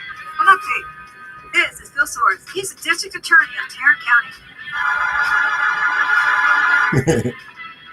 His job is to put people in jail. Whether they're guilty or innocent, it's his job to put people in jail. It's not his fault if an innocent person had a bad lawyer and got bad advice. It's not his fault if police officers lied on their reports to have him convicted. It's not his fault if he knows they're innocent. He's still going to put them in jail. And he loves to brag about all the people he's put in jail. If you want to let him know how you feel about that, you can go ahead and send him an email. All you have to do is find Google and type in Tarrant County Criminal District Attorneys. And guess what pops up? This does right here. You see that picture again? And if you just scroll back up to the top a little bit, you're going to see Contact Us. And that's where the email form will pop up. And you just have to fill it in. Make sure you scroll all the way to the bottom and you fill it all in. All of it needs to be filled in for it to get sent.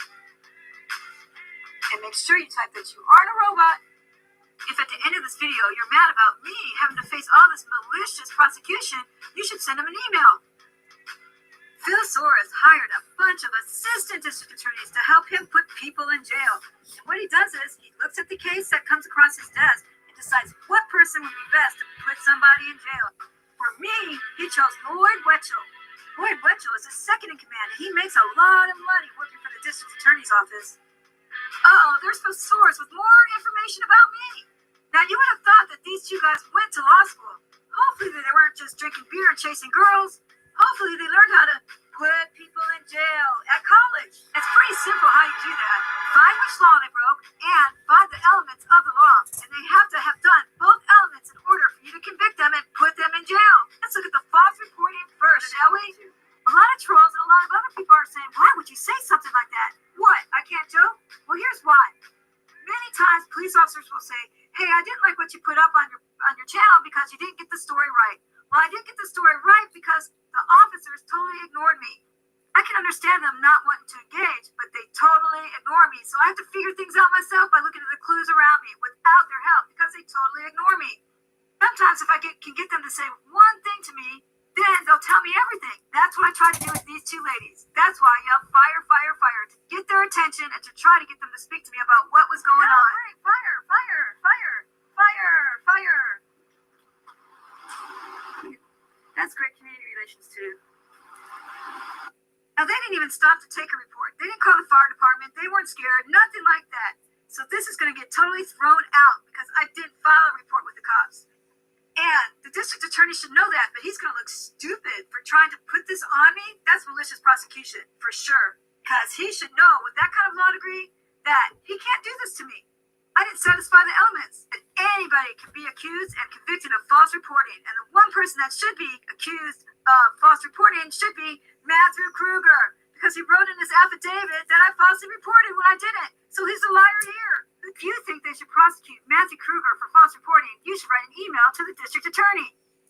Here's the next thing I want to point out, and hopefully you have a timer nearby, but it only took 12 seconds from the first time he spoke to me till I was knocked unconscious and almost unalive. Is that a reasonable amount to comply with an order when I'm still trying to figure out if it's lawful or not? I don't think so. I don't think 9 seconds is reasonable whatsoever. If you don't think 9 seconds is long enough either, write an email. How do you know if they paid or not? Don't forget to start counting. Hey ladies, hey ladies, hey ladies, hey Kruger. No, I'm not myself before. There's no nothing. If you go to the other side of the street, you're going to get arrested. I'm not warning you What are yet. you talking about? The other side of the Why? street right now. Wait, tell me why. We're doing it. You're under arrest. No. Okay. Stop resisting. A lot of people say, why did you say no? Well, a lot of people do that when they get arrested. Check out this guy right here. Is your name or your firm? I have it on video. That's all you need to say. I have it on video. I don't see. It's red, which means it's recording. Okay. That doesn't mean that could be battery low. Here's the deal. I'm not going to argue with you. You can either identify yourself and prove that you live here, or me and this officer are going to take you to jail for obstruction. Is that officer with the who? Civilian in the car? Obstruction of what? Okay. So you don't know who he is? What law? I don't know who he is. I don't know who he is. Turn around. Whoa. Hold on. Where's the charge? Too late. No. Turn around. This is ridiculous. And this woman explained it so much better than me about whether we have to obey unlawful orders or not. It depends what you mean by have to obey. If the question is, can you be arrested for failing to comply with an order, then the answer would be not if the order is illegal, right? You cannot be prosecuted for not doing something the officer had no authority to tell you to do. And that would be true if, for example, an officer told you to shut up when you had a First Amendment right to speak, and then arrested you for failing to do so. If you were arrested for failing to follow that order, we would say that order wasn't lawful, so you can't face prosecution for it.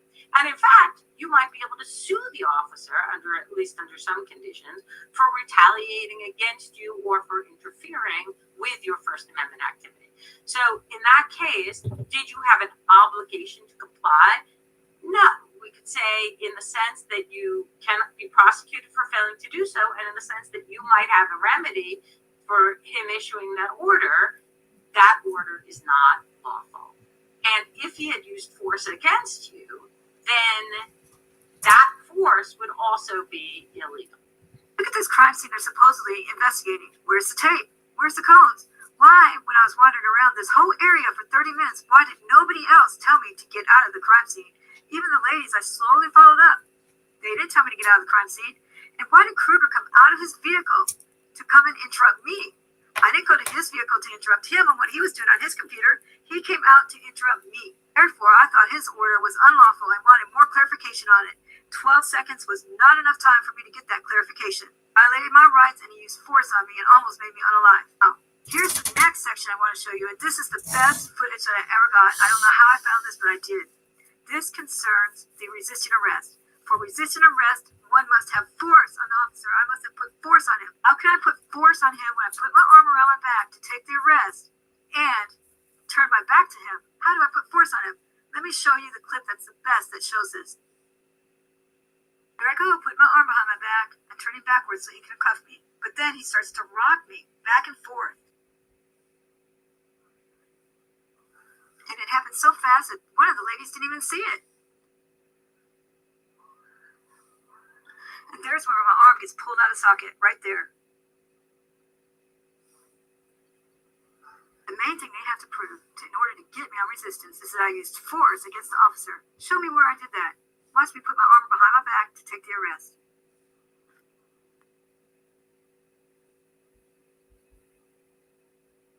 How can I use force against him when my back is to him?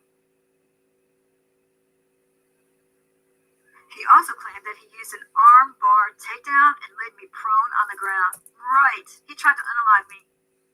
So if they refuse to accept our motion to dismiss, we're going to be moving forward towards a trial. But first, there will be a disposition. So I need everybody, if you can think of some good questions to ask during the disposition, please email them to me. One that I want to hear is this. Why did you not use the de-escalation skills as described in your general orders before you went to use of force? Please email me any questions that you can think of that might help me.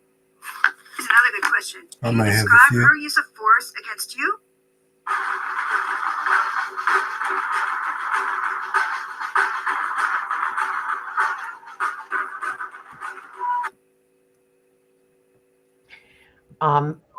You want to play her update of how she made out in court?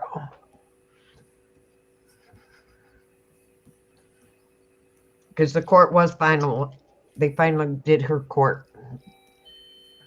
I'm not sure if you can do it. I've got someone at my door. Hang on. Okay, let me see if I can find it.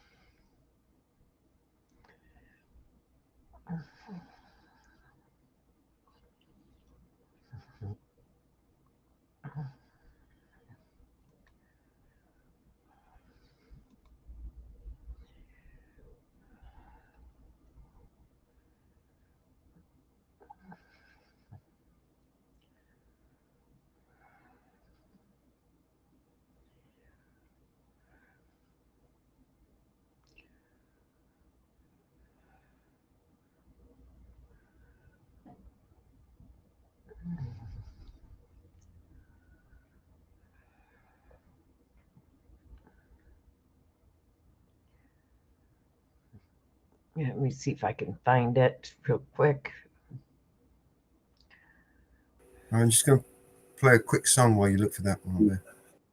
Okay.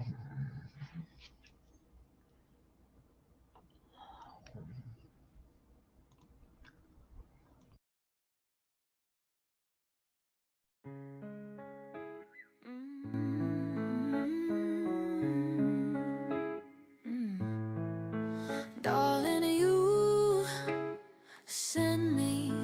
Darling, you send me. Darling, you send me. Honest you do. Honest you do. Honest you do. Whoa, you thrill me. Darling, you thrill me. Baby, you thrill me.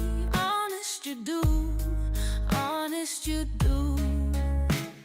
At first I thought it was infatuation, but it lasted so long, so long.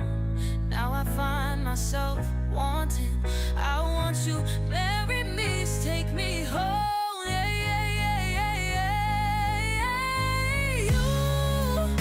You send me, darling, you send me, darling, you send me.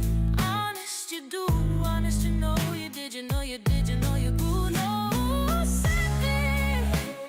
You got everything it takes to wed me, and when you do the things you do, you know that send me. Honestly, you send me, baby, you send me.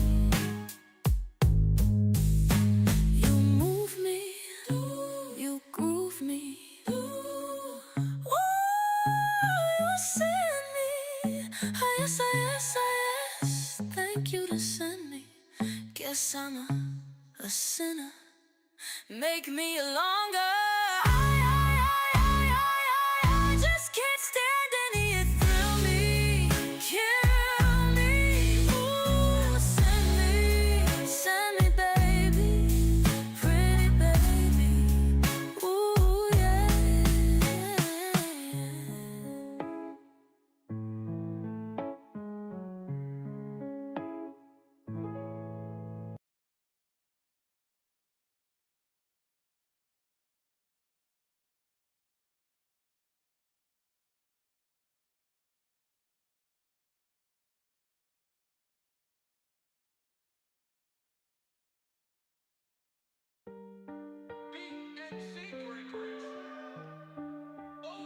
What would your last words be if someone put a gun to your head and said you had 2 minutes before they shoot?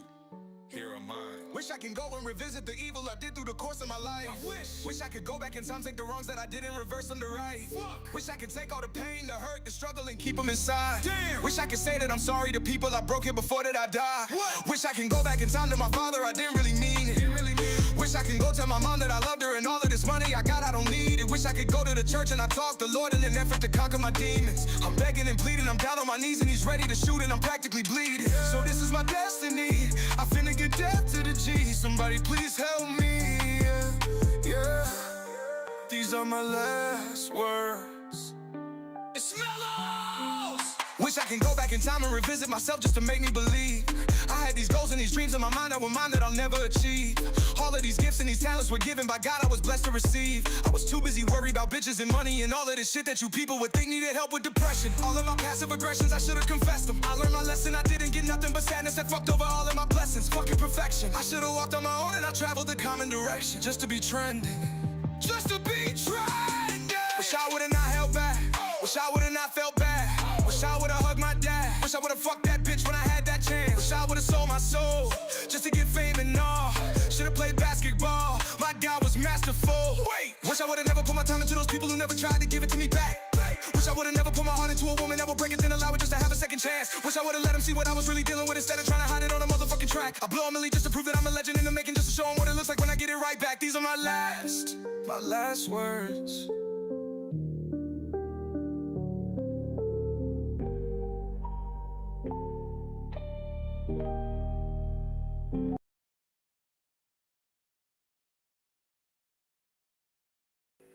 You find it, Mama Bear?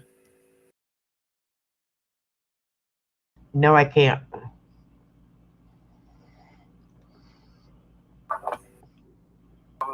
Are you looking at the lives or the videos uploads?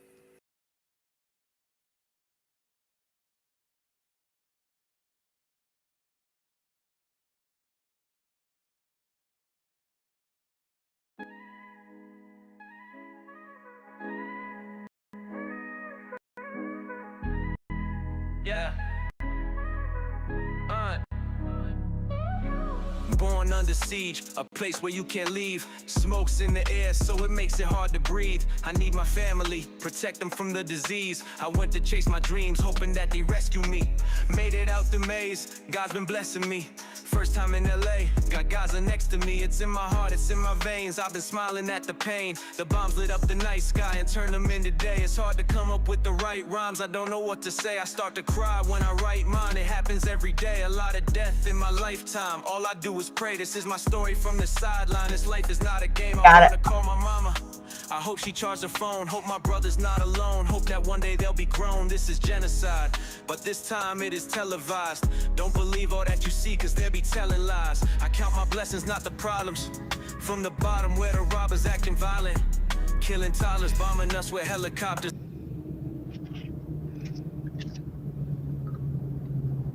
Welcome in, everybody. Glad to see you. Hope you're glad to see me. Welcome in, everybody.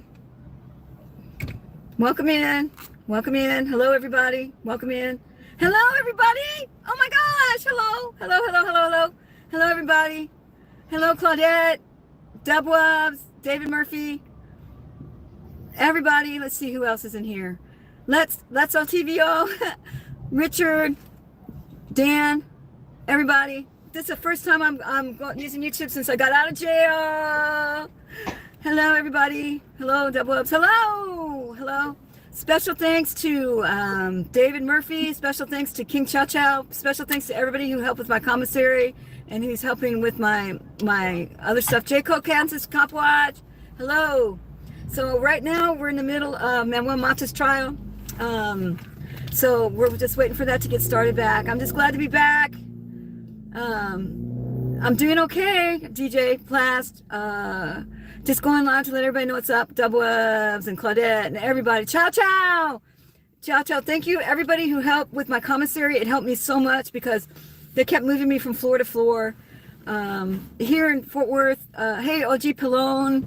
Hello, everybody. Dubwubs. Favorite girl. Corvette girl. Sorry, my bad. I wasn't reading it right. Thanks for coming in, everybody. So we're right in the middle of Manuel Mata's trial. And Manuel Mata is up for interference with public duties. He had the same charge I had. Different scenario, different circumstances. I got found guilty for interference with public duties, but we are like, what do you call that when you try to fix it again? Like we're contesting it, I guess. Like you contest it. And we're going to try to go forward again, like try to get a new trial because, come on, man, how did I get found guilty? How did I get found guilty? How did I interfere? I didn't interfere with anything. The guy came to me. So there was a lot of shenanigans going on too. The jury gave me 30 days in jail. And I was on my last day when they called me down and suspended my sentence somehow and put me on probation for 15 months. So I'm not allowed to film. I have to stay 25 feet away from officers in Fort Worth. Just 25. I stay 25 feet away anyways. So I have to stay 25 feet away from officers in Fort Worth. Got it?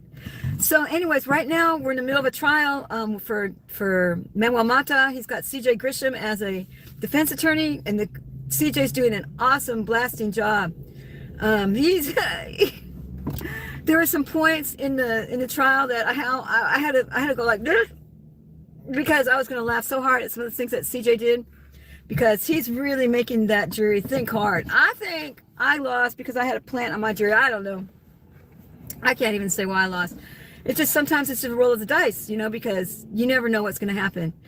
So I should have kept CJ. Well, a lot of people, that I should have kept CJ. Perhaps I should have kept CJ, but things happen. He was busy, I was busy, and shit just happens. But I'm definitely gonna use him for my appeal. He's doing a really good job. My lawyer did a good job too, but CJ's doing a bang up, awesome job. He's definitely the lawyer for the movement. Hey trolls, too bad I'm out. I see there's some trolls in here probably. Too bad for you. Too bad for you, trolls. I'm here. I'm out. I should have won. I should have won, King Chow Chow. You're right. I appreciate people that are helping me with that helped with the PayPal. David Murphy, if you're in here, I appreciate you. I appreciate everybody that's helped with the PayPal because, I mean, shoot, I mean, I lost a lot of time here. Well, basically because I didn't know that I was going to get convicted. I mean, who would have thunk, right? Who would have thought that I would have got convicted? I was looking for something to drink. I guess I don't have anything to drink. But we've got Harvey Freebird's here right now. We got some other people that are very active in the city council here watching. We have oh my God, the DJ, the guy the prosecutor right now. He's sweating bullets. He's sweating bullets because this case right here is the one where Manuel Mata was backstepping when he was asking. The guy told him to stand behind the line. And Manuel Mata's like, which line? Which line? Which line? So how's that interference? It's not interference. It's more like asking for clarification. You can ask for clarification. And you also need reasonable time to do it. Ooh, you know what that was? That was one of those Nighthawks. The ones with the turbo and the Hemis in it. It was a nice car. Anyways. So right now we're on break. Right now we're going to be doing closing arguments. The prosecutor doesn't have a chance in hell because there was no interference there. The way that Grisham laid it all out just proves that there was no interference there. I'm just going to wait for my redo. I forgot what it's called. What's it called when you redo a trial? Oh, appeal. So yeah, the problem is that we applied for appeal before the court was over, and so they put me on probation, like until my appeal's done, because I got found guilty. Because I was found guilty.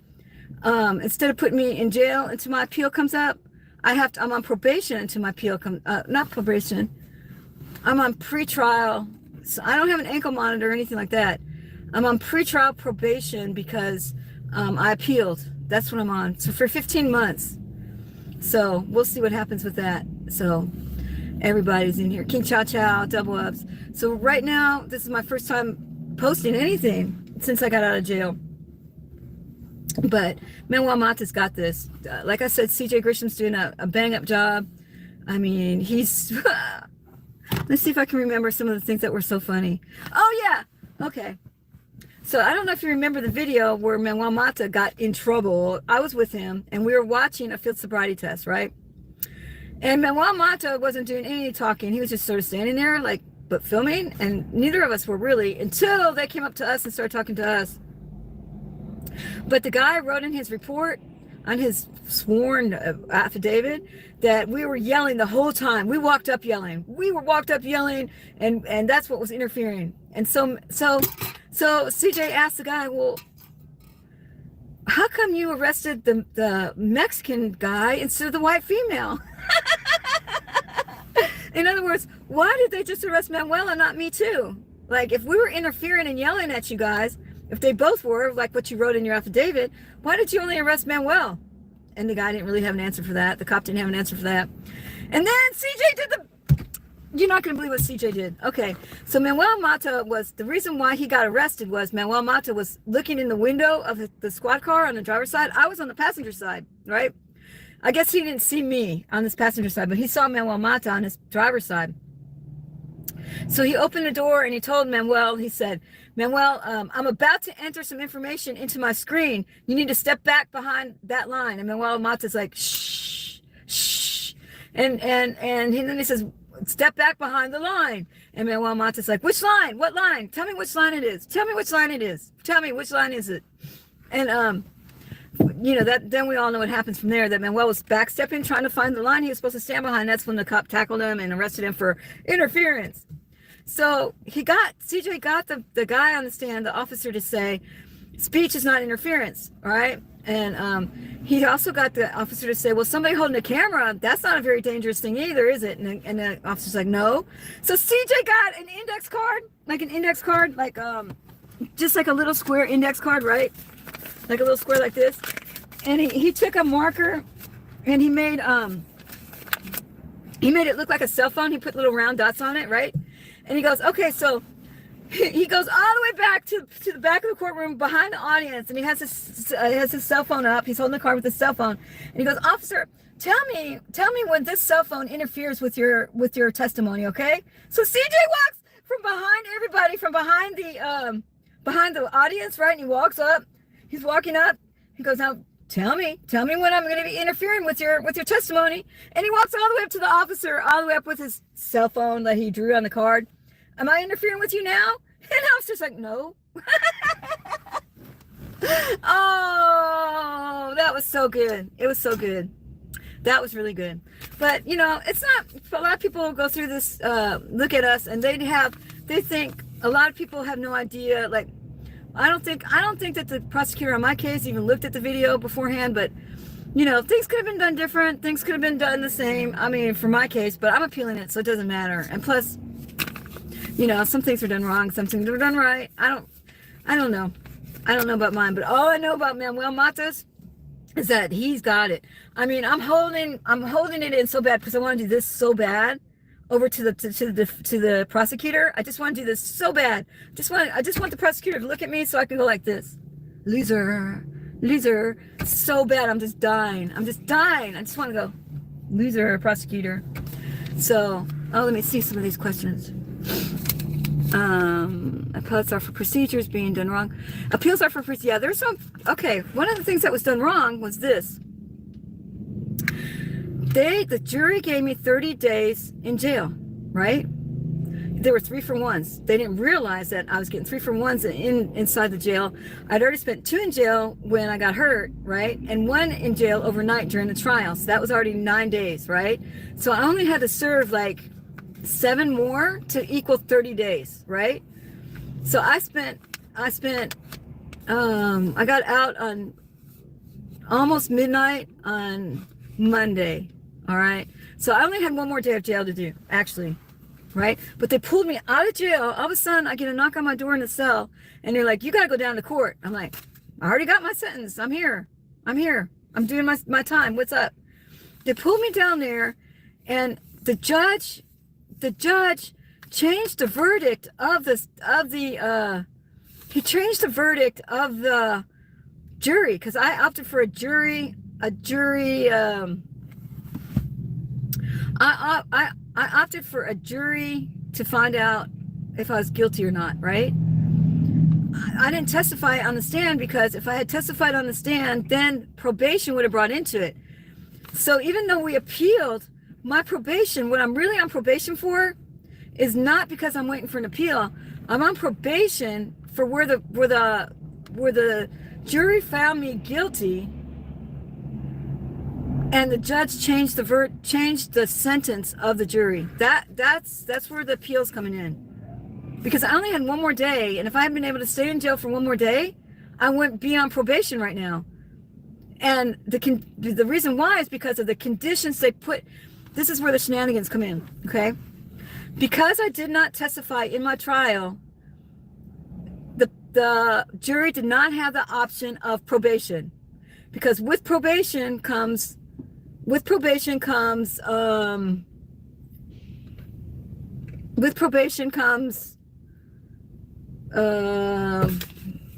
things that you have to do for probation. What's that called?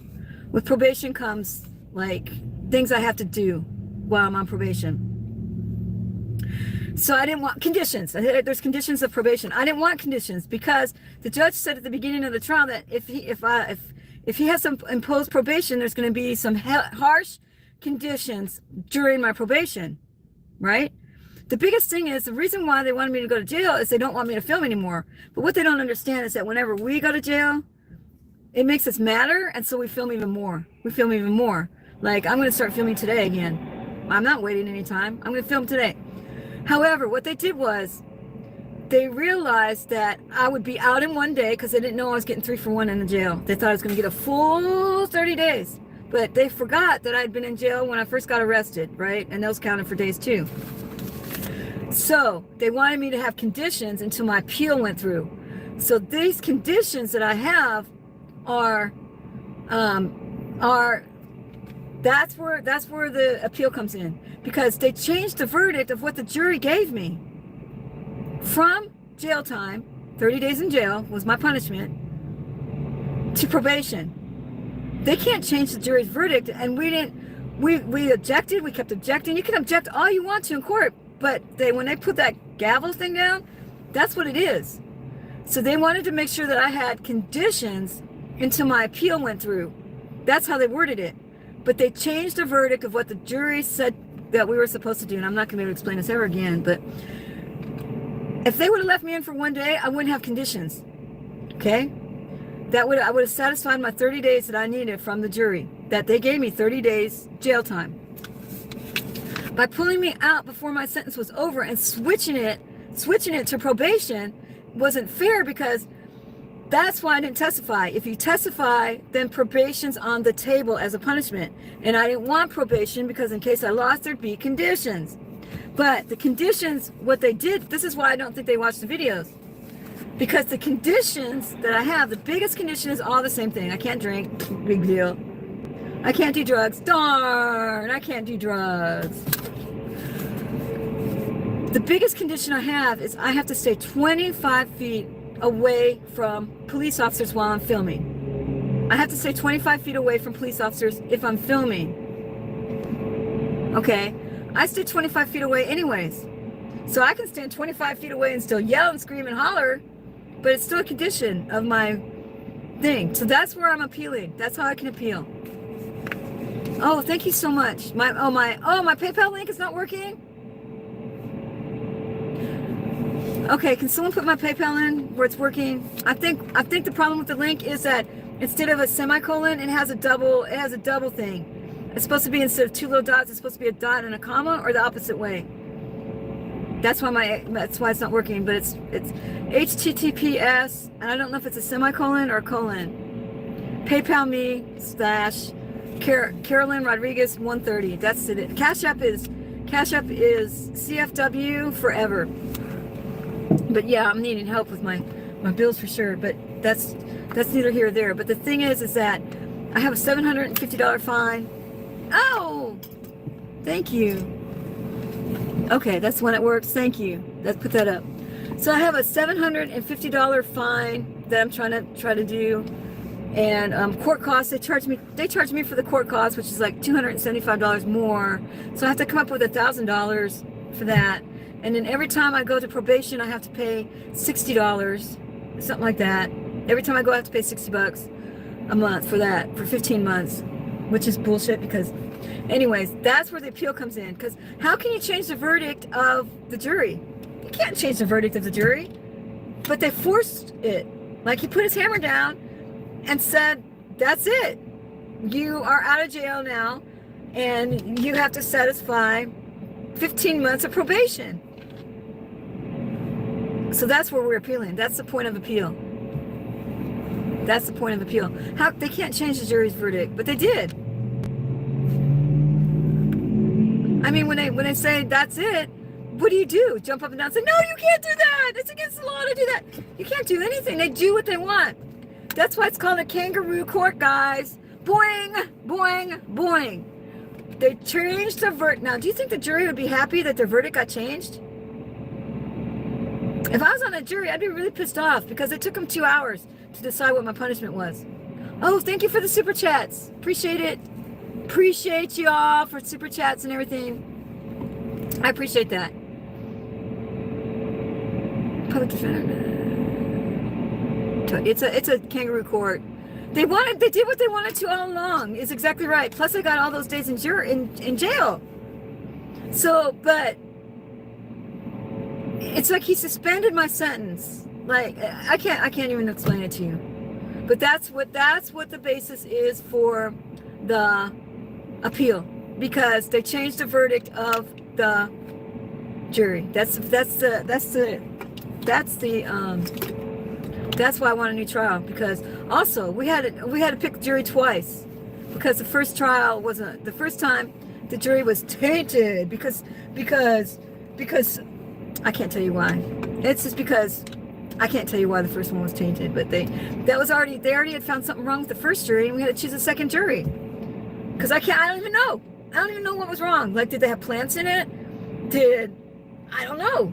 But I had to choose a second jury. So is that fair? Thank you for the super chats, guys. Oh my goodness. Thank you so much. I appreciate that. I really appreciate that. Thank you so much. I appreciate that, you guys. Oh, thank you for the well wishes. I appreciate it. I'm glad I'm out, but I'm not glad I'm out because, it's so funny, but thank you for the eyebrow remark. I try hard on my eyebrows. Love one another, that's right. But anyways, I got to go back up to see what other business that CJ's going to pull on this loser prosecutor. But yeah, that's my appeal, and I'm sticking to it. So that's what we have. We have the basis for the appeal. So I mean, I know, like, it doesn't matter. Like, I mean, also I know that this probation is on my original sentence, because I said, well, what if I pull my appeal and just accept that I get what if I pull my appeal and just say, okay, I'm guilty, right? Then that would mean they would take me off probation, right? No, because this probation is because they changed the verdict of the jury. Like, if I pulled my appeal out, this is what they wanted. They wanted me to have conditions. But thankfully, the conditions are what I do anyways. I don't drink anyways. I only do drugs when I go to Colorado. And I don't go to Colorado very often. But I do a gummy here and there when I go to Colorado. And I don't go to Colorado too often. So, that's it. So I'm going to go back up, and thank you so much for the super chats, you guys, and the gifts and everything, and the well wishes, and the love. Thank you for the love. Thank you for the prayers too. David Murphy, if you're still in here, I appreciate you. Waco Cop Watch, if you're in here, I appreciate you. I appreciate everybody that's helping me. Everybody. I can't even name everybody that's helped me so far. There's so many. Oh, Joe Cool! Oh! This is so great. Joe Cool was in it.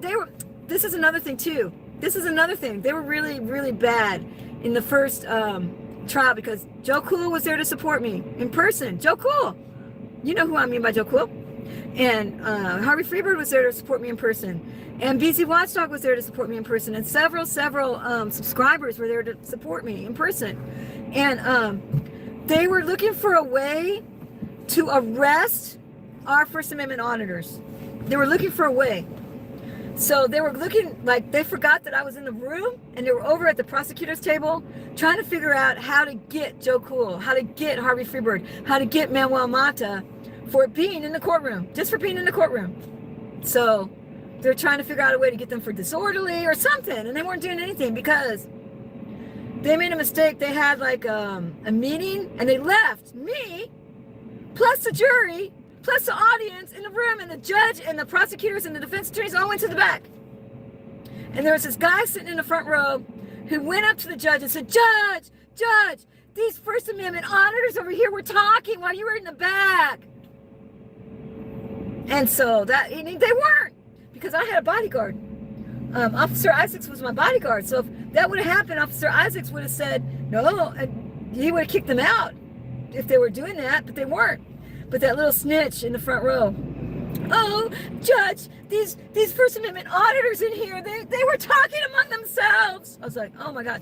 It was their fault that they left me and the jury and the audience alone in the room. Like, they forgot to excuse the jury when they went to go have their little sidebar meeting in the back over some issue. So that was their bad. So I was so appreciative it's so nice when you're in jail and you hear all the phones ringing for you, number one. But number two, it's so nice when you look behind you and you got people that are in your corner, right? That was nice. That was really nice. Now, I met a lot of people in jail too that were like so needy, that were so not fair. There's this girl that's been in jail for over 6 months for shoplifting. Well, of course, she shoplifted, but does she really deserve to be in jail for 6 months and not been a trial yet? How did my trial get so quickly in there? I mean, she was arrested in June. My trial's over. She hasn't even been to a first hearing yet, and she's been in there since June. But they say, oh, it's overcrowded. It's overcrowded, the jail. But that girl that I was in jail with in my little pod, she stole like a shirt at Ross. She stole it. She said she stole it. It wasn't even that much of a shirt. It was like $13 or not even, I think it was a t-shirt. It was like $8.99. She's still in jail. First t-shirt when they could have just wrote her a ticket. She hasn't even had her first court date yet, and she's still sitting up there. I met a lot of stories like that. There was a lady that was up there for trespassing. She said she was on the sidewalk. She was a homeless lady, right? So there was nobody in my pod was up there for like a good reason. Most of them were drug related, so I gotta admit that. But drug related, the more I look at it, these people are in jail for drug related offenses, but they're gonna go out and do drugs again because they're not getting any like help for drugs. Like they're just up there they're clean, but like they're clean now, but they're not getting any counseling to prevent them from doing drugs anymore. Does that make sense? Like, so what's the point of keeping them up here for 2 years? And a lot of them are stuck up there because of drug-related offenses. Like they're just caught with stuff. They're caught with cannabis, or they're caught with little rocks of stuff, whatever those are, rocks of stuff. I don't know, fentanyl, whatever rocks are made of. Rocks. I don't know what rocks are. One thing that, yeah, so I mean, what's the point of, they're saying the jail's overcrowded, but like, why do you have all those people up there for little tiny rocks? Like, I don't know. So they're not, it's not, there's not a bunch of murders and stuff up there that I saw anyways. There wasn't any on my unit. So that's what we're fighting. We're fighting all kinds of stuff. You can't find my PayPal at all. It's HTTPS. I don't know if it's a semicolon, or can one of my monitors put my PayPal up? Cocaine's a hell of a drug. Yeah. I guess those are rocks. It's Carolina. It's HTTPS / PayPal me / Carolyn Rodriguez 130. Try, Brandon, try changing that little semicolon or colon. Switch that around. Like, instead of, if it's saying it doesn't exist and there's a semicolon, change it to a colon. Let's see if that works for me.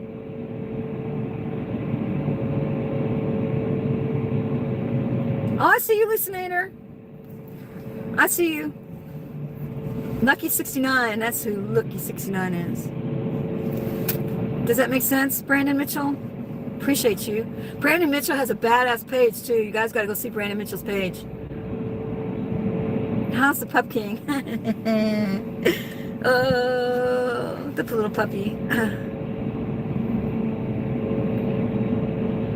I never did fire CJ. I just had a friend of the family already hired beforehand, and I just took him.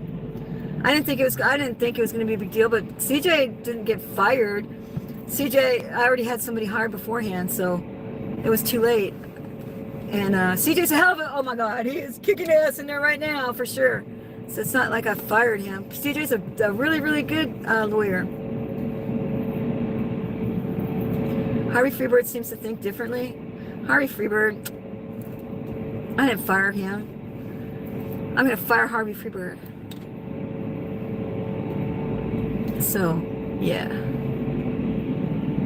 Anyways, I don't know. Did y'all get my PayPal fixed? Is that it? Is that the link that's working now? Nevaeh? Is that the link that's working? Yay!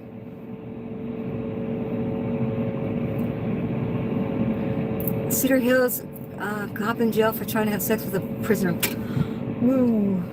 Well, That's terrible. And also we had a guard that was killed yesterday in Ellis County by an inmate.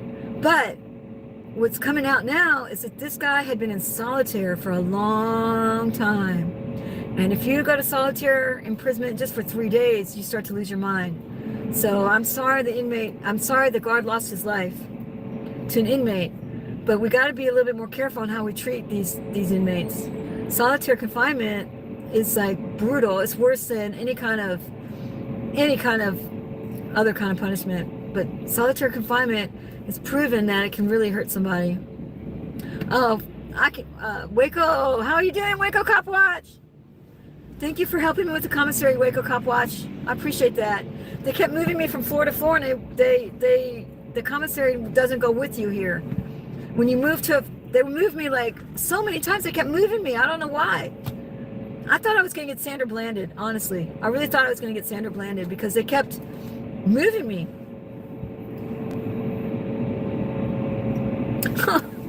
Overalls. I love overalls. They're so comfortable. I'm bringing them back in style. Yes, I'm bringing them back in style.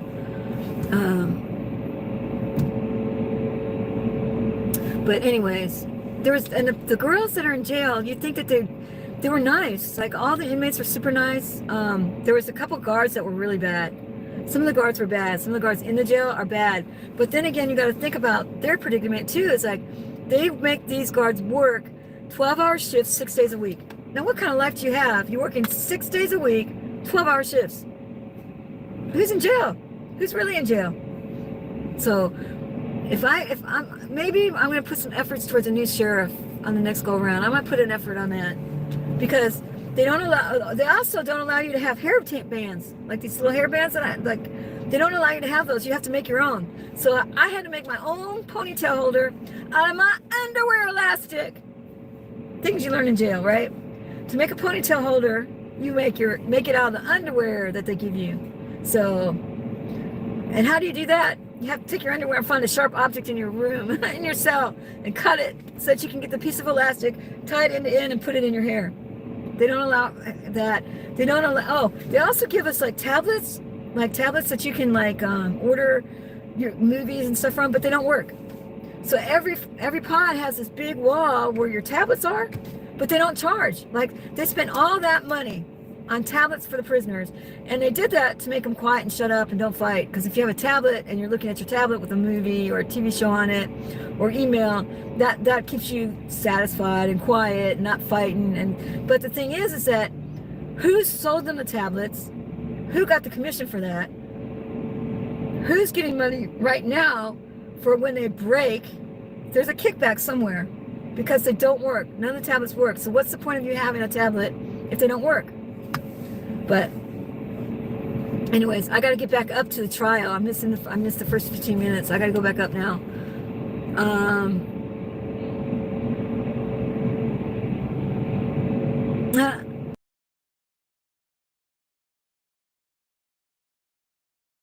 That was a long one, wasn't it? Gotta love Caroline. Yes, they are doing an update on the plane crash. Let's join the plane crash update. Different, yeah. I'll mute up and we'll watch what's happening.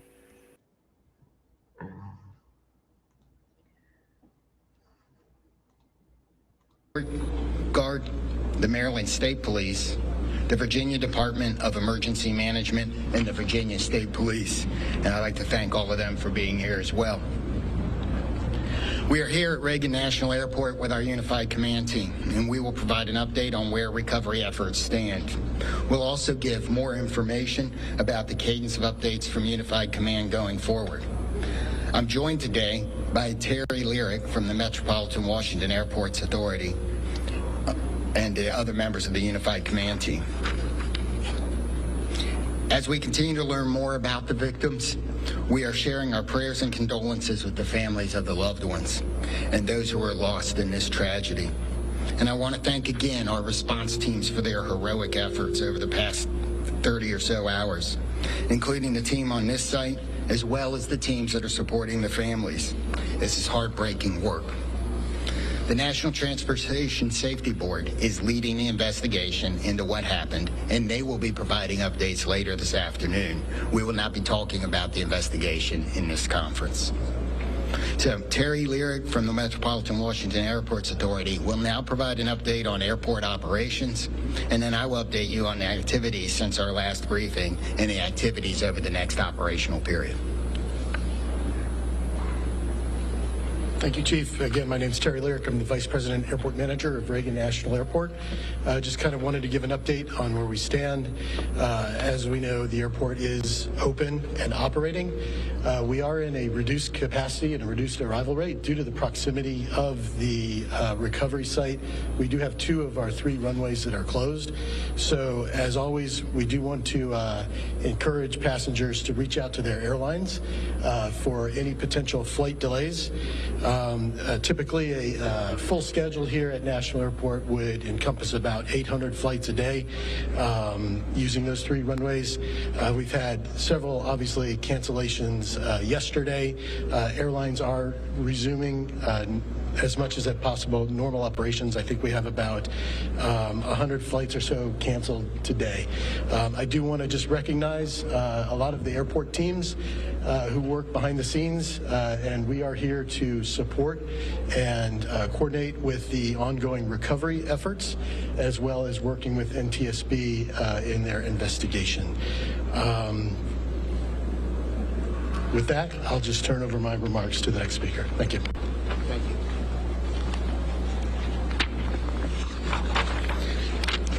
So, overnight, our teams continued search operations and surface work, including side sonar scanning, shoreline searches, and aerial searches.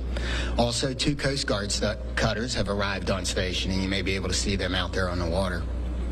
Other efforts off-site included the NTSB, American and PAL Airlines, and district officials meeting with families at the Family Assistance Center and providing the support that they need to get through this horrible event.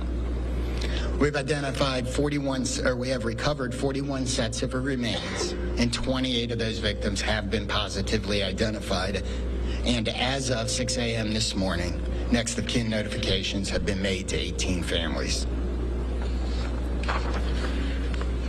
Going forward with our recovery operations, search teams will continue to work the site. We'll do side sonar scanning, searching the shoreline, and aerial operations.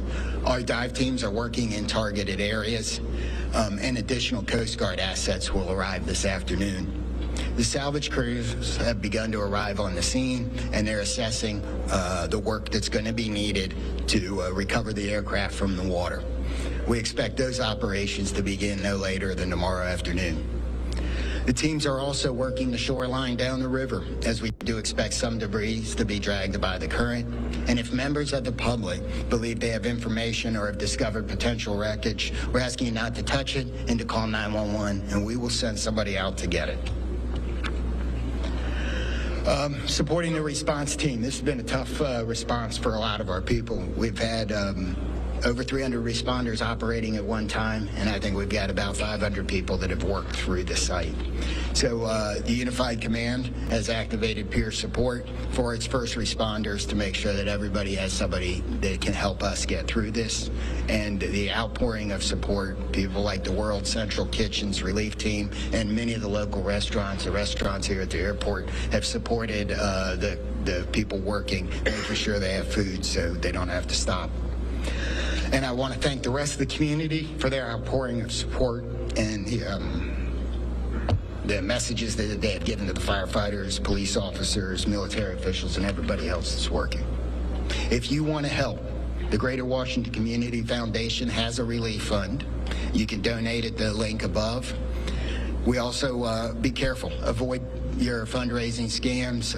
Only trust verified sources, and ways you can help is to amplify that message using trusted sources on social media. Exercise patience through the transition as this impacts the region. Things like the delays at the airport, people are going to need your grace. I know we've got a lot of vehicles around. We've got some areas closed that are normally open to the public around the river, and we need your patience in that. check in on your friends and neighbors. And if you're feeling anything about this event, please call the crisis hotline, talk to a medical professional, and you can use 988 on your phone. What have we got here? Is that the last one? Gotcha. So with that, we're going to be able to take a few questions. I'm going to start over here, and we'll work our way across. 1, 2, 3. Yes, sir. Hi, it's Campbell Roberts with the New York Times. Can you talk about the FAA's decision to restrict helicopter flights in and around National Airport? So the question is, can anybody talk about the FAA's decision to restrict flights in and around National Airport? I don't believe we have any. So that's probably beyond the scope of this interview. You'll have the NTSB later, and that's something I might ask them. Yes, sir. Skylar Evan with CBS News. Given the time that has passed, can you describe the conditions right now as it relates to the recovery process and whether you all think that y'all will be able to recover more bodies? Okay, the question was, given the time that has passed and the conditions outside, do we believe we're going to be able to recover more bodies? And there's a lot of challenges with that. So I'm going to answer that one. I'm going to say that, yes, we expect to recover all of the bodies. We have a... that's why our teams are still working. We're going to have to work with the salvage company to do some of that work. Yes, sir. If I may ask a question on behalf of the Reagan National Airport. This is Alex Gabriel with News Nation. A lot of questions now circulating about the crowded airspace surrounding this airport. Also reports about other close calls, including 24 hours before the fatal accident. We've seen the FAA take the position of restricting airspace, specifically Route 1 and 4 for choppers in this area. What is the airport's position about potentially toning down some of the air traffic around this airport, and should this have been done sooner, specifically the restrictions on the airspace for choppers on Route 1 and 4? You can restate the question. Yeah, sure. The question was regarding air traffic, helicopter routes up and down the Potomac, right? That is an FAA responsibility. The airspace is controlled by the FAA. The airport does not have any responsibility outside of the surfaces of the airport itself. But most certainly this has been conversations that you've had, and when it comes to safety for the airport, for the passengers that come in and out of D.C. Absolutely. The FAA does regulate the airport, and we follow all FAA safety regulations. Again, all I can say is the FAA is responsible for the airspace. And very briefly, a question for the chief. Sir, how long do you expect it to take for the salvage to be removed from the river to recover the bodies and do everything that's necessary to bring closure for these families? So we're working as fast as we can. I'm not going to be able to give a timeline on that, as there's a lot of unknowns. But we hope that we have we have more salvage equipment here tomorrow, and that operation can begin then. So next 3 questions. 1, 2, 3. Yeah, Chief Perry Russell, ABC News. How is weather affecting recovery efforts? Rain today, rain forecast later. What are the elements inside the river? How is all of this affecting recovery? So the question is, how does the weather affect the recovery operation? In my view, it may slow it down slightly, but all of the units out here, all of the people work year-round in all conditions. We're going to be careful. We're going to make sure we don't hurt anybody else, but the weather we've seen so far is weather we can work in. If that were to change, that would affect it, but we haven't seen that. I mean, one question at a time. Yeah. You talked earlier about access to the site and to gain access to that area. We don't think that ice was a real problem that day, but the John Glenn has been out of service for some time. Do you have an update on when that vessel can be put back? So the question is access to the site, and the John Glenn is the fireboat for the District of Columbia. So what I referred to on access to the site is things like Gravelly Point being closed and that being lost as a local recreation area while we're working. There was some ice on the river. We made good access to the site with everybody else. The John Glenn, as has been reported, is one of the district's fireboats. It is not the primary asset for this type of operation, and while it's in the shop, it didn't affect anything, and we hope to have it back by this summer. Yes, sir. Mr. Lyric, I have a follow-up question about the runway closures. Grady Trimble with Fox. So you said 2 of 3 are closed because of their proximity to the crash site. Yeah. Can you explain why they remain closed? Sure, absolutely. So the question is, why are 2 of the 3 runways here at National Airport closed? So if you're familiar with the runway configurations here, we have a main north-south runway, and we have 2 what we call crosswind runways. The 2 crosswind runways, if aircraft were to take off or land over the aircraft recovery sites that is out there right now, those would be impactful to the operation. So we've elected to keep those runways closed. And to follow up, how long do you expect that to remain the case? And are you saying that if there are still recovery teams in the Potomac, then there's no chance that these 2 runways are going to open, and how does that impact? Yep, sure. So the question is asking how long we anticipate those runways to be closed. That's a dynamic situation. We've worked with the FAA. I think what we've communicated is we anticipate, our expectation is a week. However, we'll reassess on Monday, and as the recovery efforts go, it's a fluid situation, obviously. Yep. Okay, Paul, here and there. Chief, by talking salvage, can you confirm that you're not going to be able to recover the remaining bodies until you're able to get the fuselage off the floor of the river and onto a barge?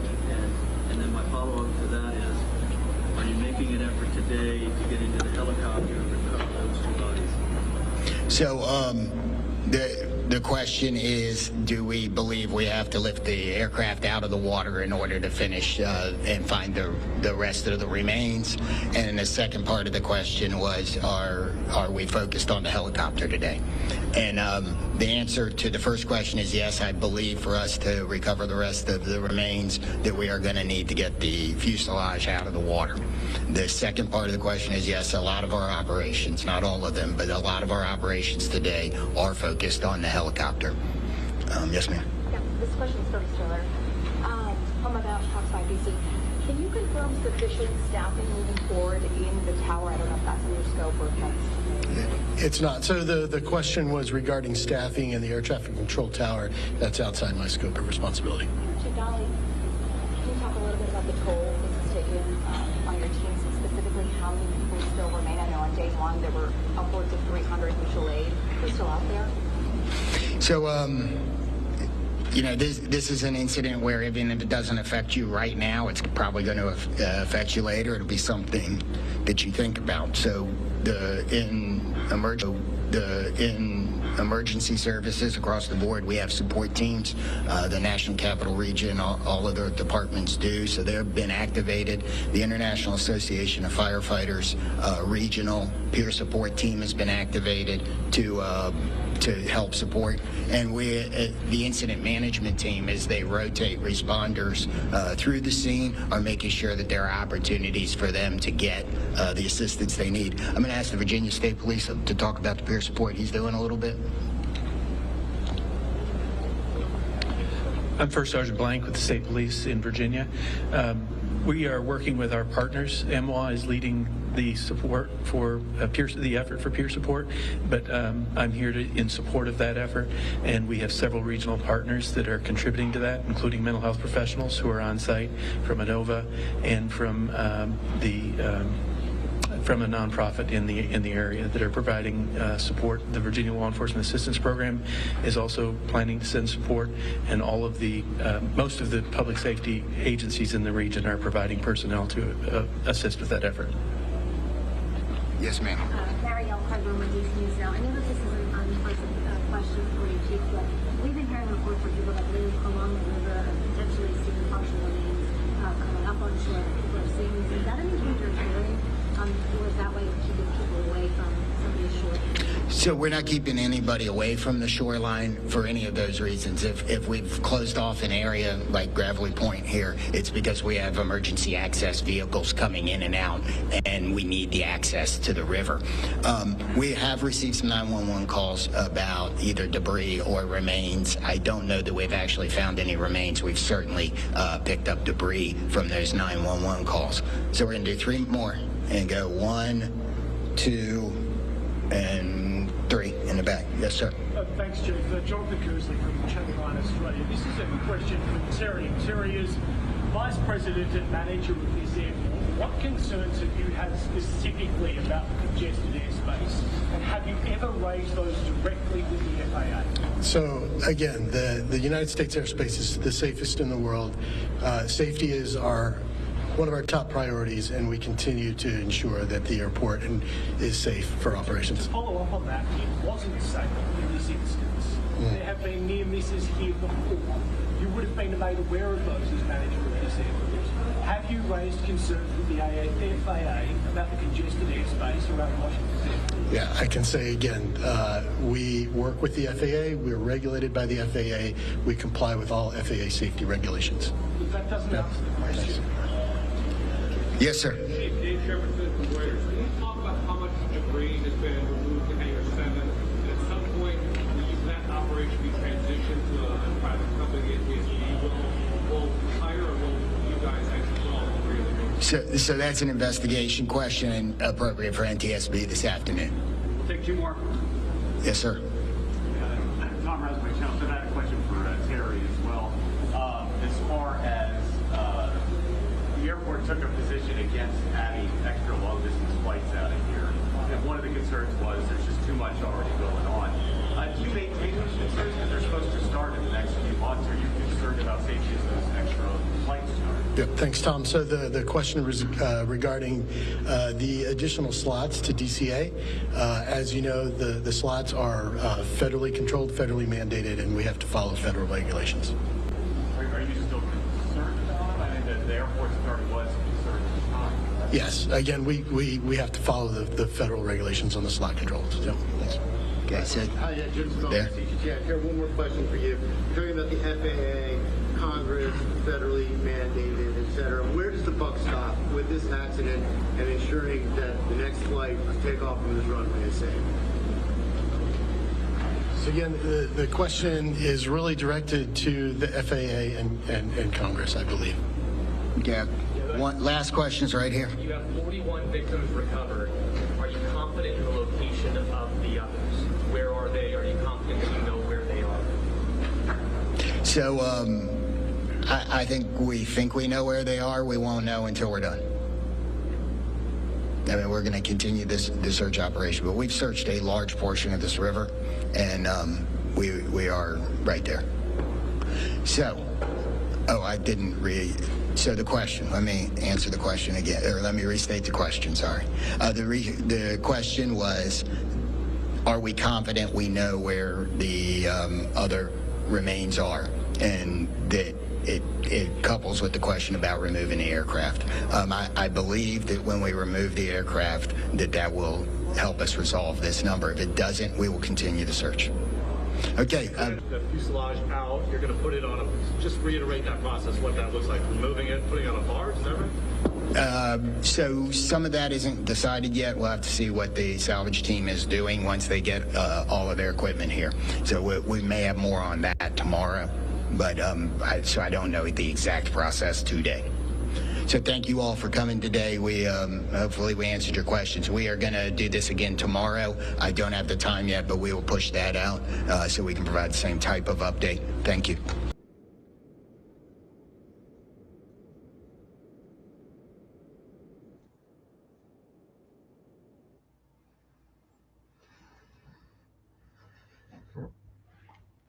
It is being reported by many sources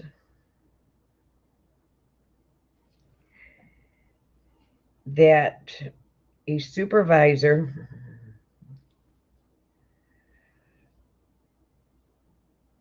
allowed one of the air controllers leave early, so they were short-handed.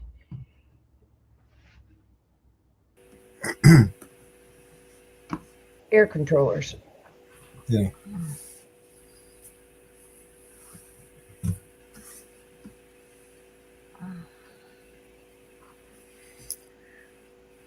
Oh, God.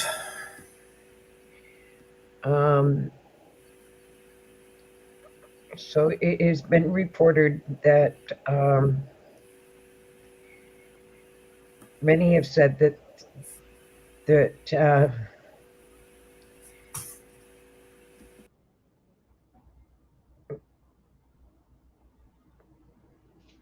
there was not enough controllers in the tower, and it was reported air traffic controller supervisor in the tower let a controller leave their shift early. It is being reported, I've done some research, it is being reported on tons and tons and tons of sites.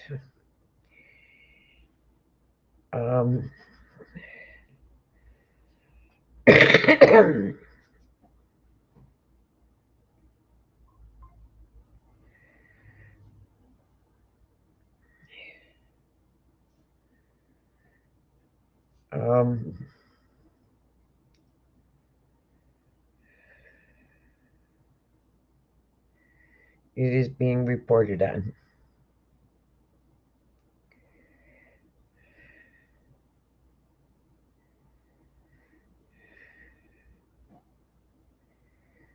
So it is being reported on tons of sites.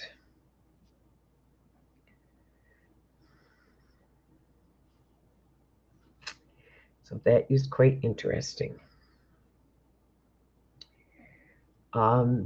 The NTSB will be having a news briefing at 4.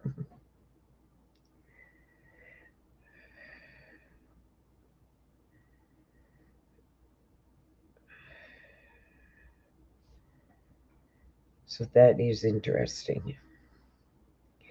And remember, at 5 o'clock,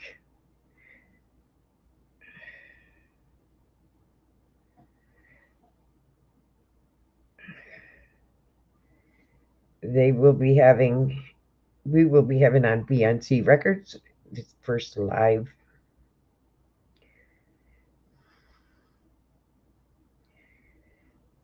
So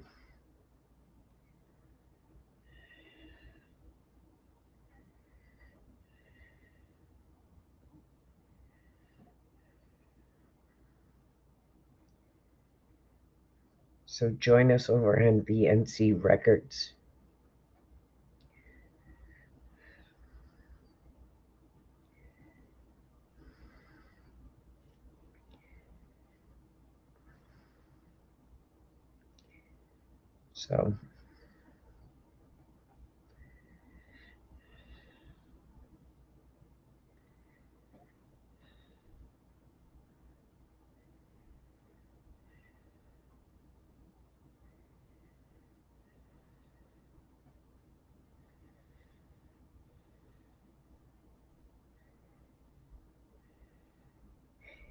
And congratulations to our Jersey Watcher, who we feature here on our stream. He was just assigned one of the best lawyers out of the state of New Jersey to represent him on one of his cases.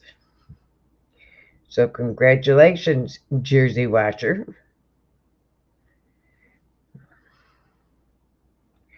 Proud of you.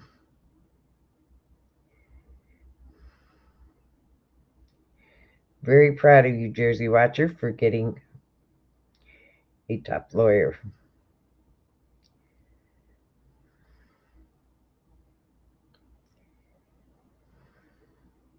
And also, everybody, please jump on over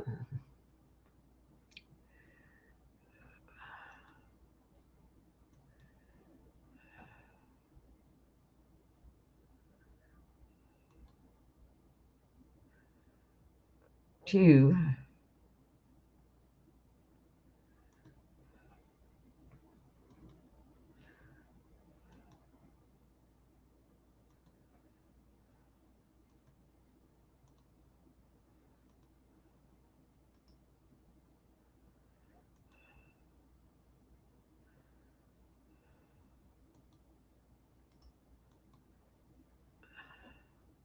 get it. Sorry about that. I just had to turn my bloody phone off, man. It just wouldn't stop ringing for a minute.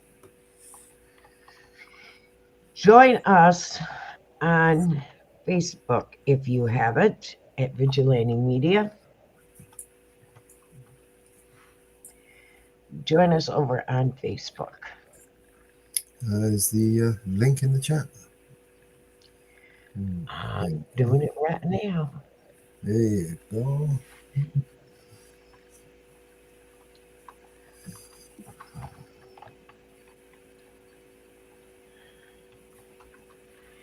Join us on Facebook.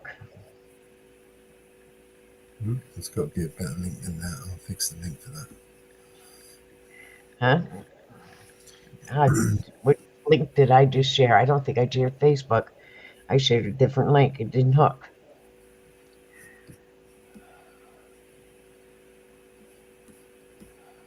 I didn't hook the Facebook link.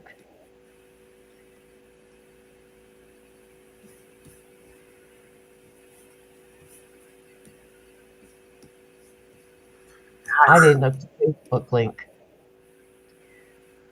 So hold on, everybody.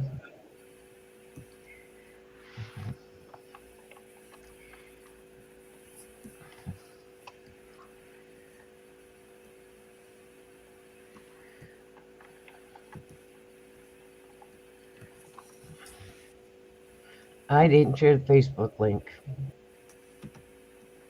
There's the Facebook link.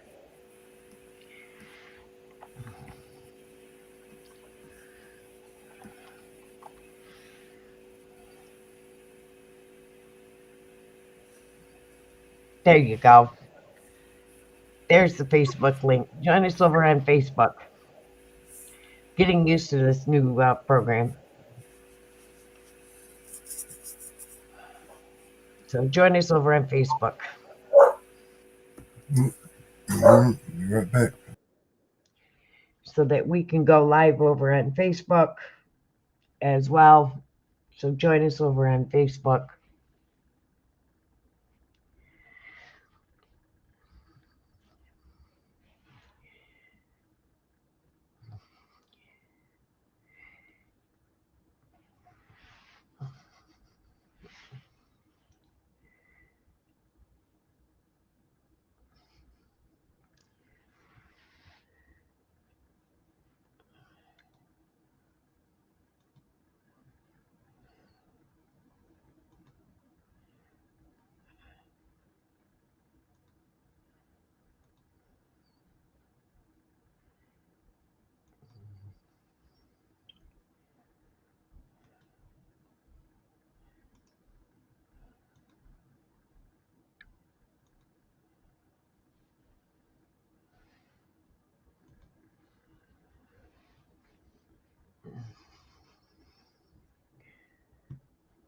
So join us over there as well.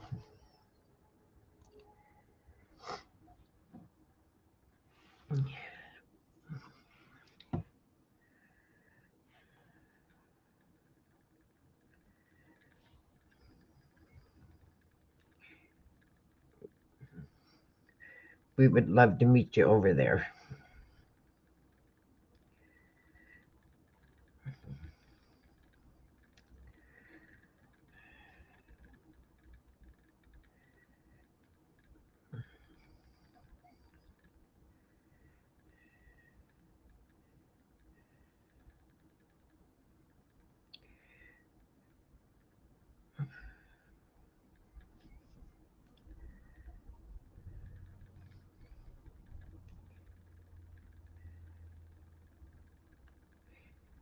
So we would be interested in meeting you over there.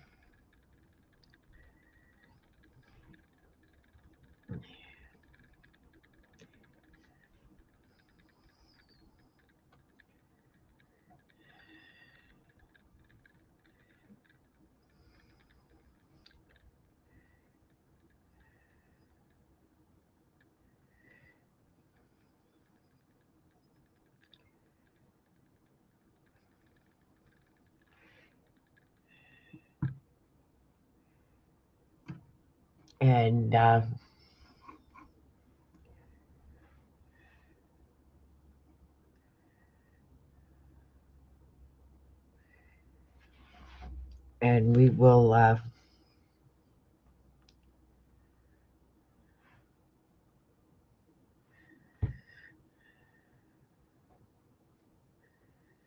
All we lack is a few new. We've completed. We're working on getting our followers so we can go live over there. So if you've got Facebook, tell all your Facebook friends to follow us over there to help get us to our followers.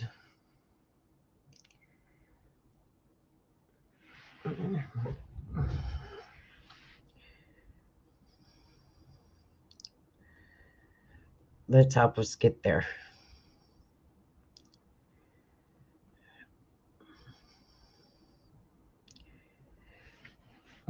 And we've got some exciting news coming to BNC Records. We have a website coming for BNC Records very soon with some great new songs.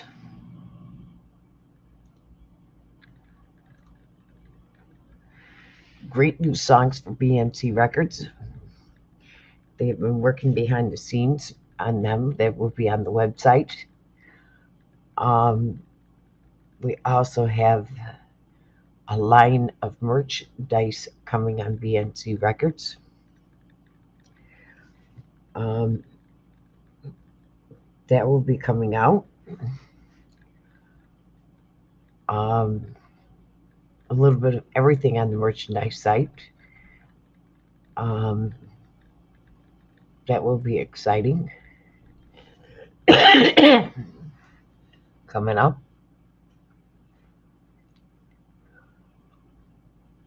A little bit of everything coming.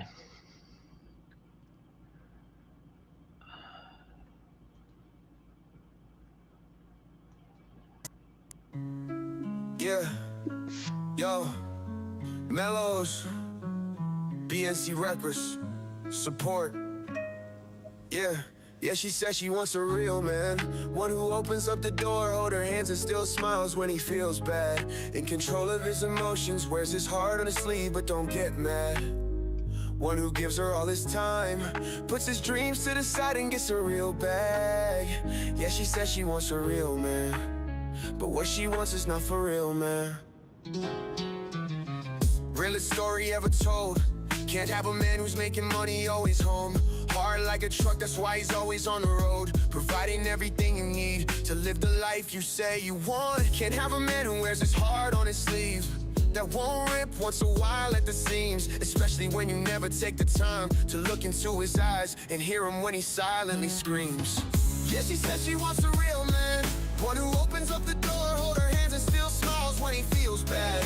In control of his emotions, wears his heart on his sleeve but don't get mad. One who gives her all his time, puts his dreams to the side and gets a real bag. Yeah, she says she wants a real man, but what she wants is not for real, man. That Disney movie that she wanted was a dream and not reality, or something that she got. She put the man up on a pedestal, the scars, and when she found out he was human and he dropped. He's not perfect, but he tries to live up to her beautiful life. But as time goes by, you'll realize the man he once knew on the inside him died. Yeah, she says she wants a real man, one who opens up the door, hold her hands and still smiles when he feels bad. In control of his emotions, wears his heart on his sleeve but don't get mad. One who gives her all his time, puts his dreams to the side and gets a real bag. Yeah, she says she wants a real man, but what she wants is not for real, man. Love is patient, love is kind, can be evil and also blind.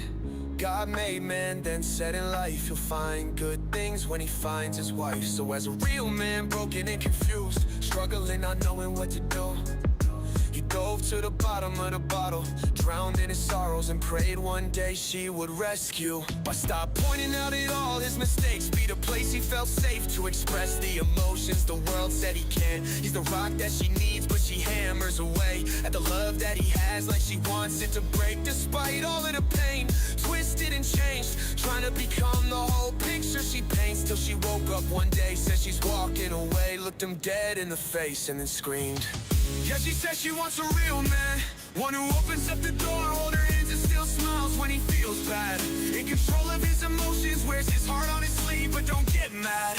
One who gives her all his time, puts his dreams to the side and gets a real bag. Yeah, she says she wants a real man, but what she wants is not for real, man.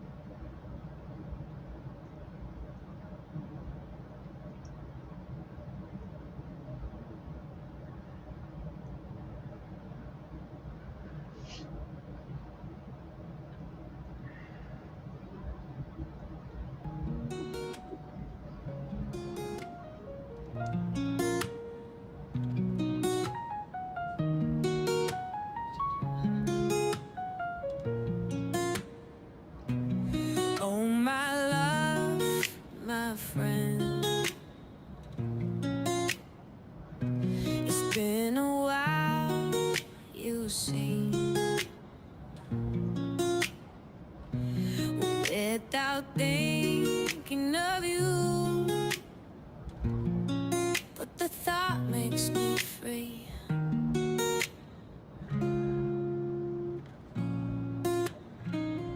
So tired of wanting more than this. I know it, but I'm torn. I need some space, I need to breathe. Oh, my love, so cold. Since I have come back home, your heart is stone, so bold. But the thought makes me roam.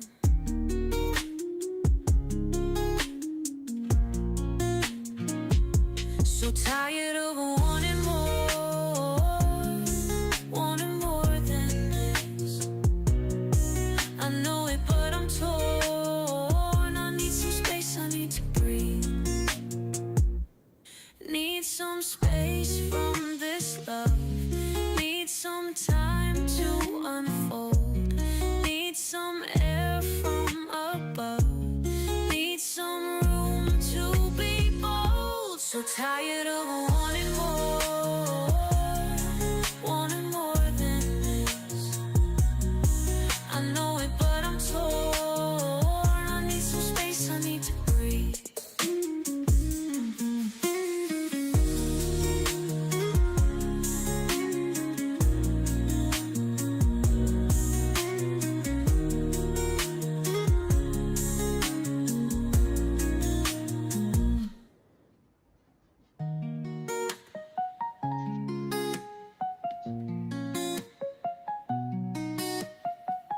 Need some space from this love.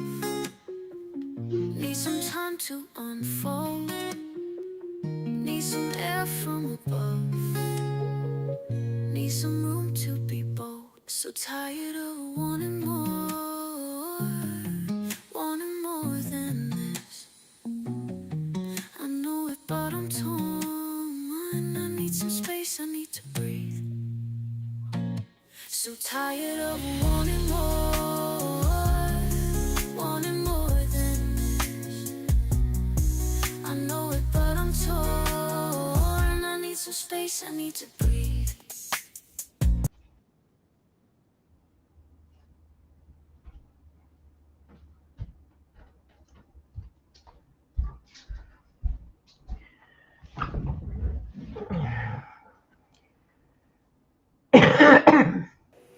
Oh, God.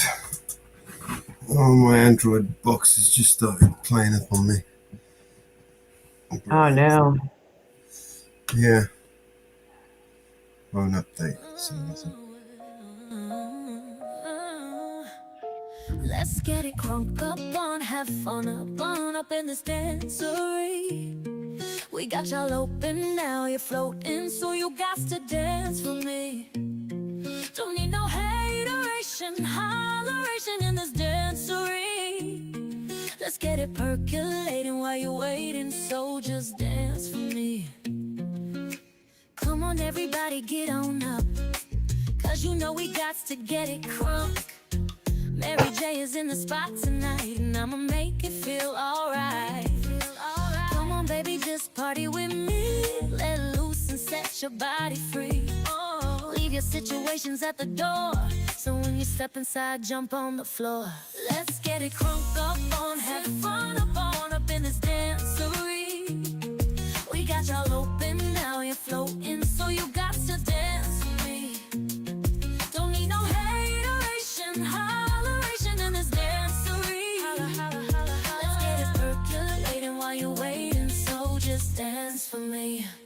Ooh, it's only gonna be about a matter of time before you get loose and start to lose your mind. Cop you a drink, go ahead and rock your ice, cause we celebrating no more drama in our life. With a Dre track pumping, everybody's jumping. Go ahead and twist your back and get your body bumping. I told you, leave your situations at the door, so grab somebody and get your ass on the dance floor.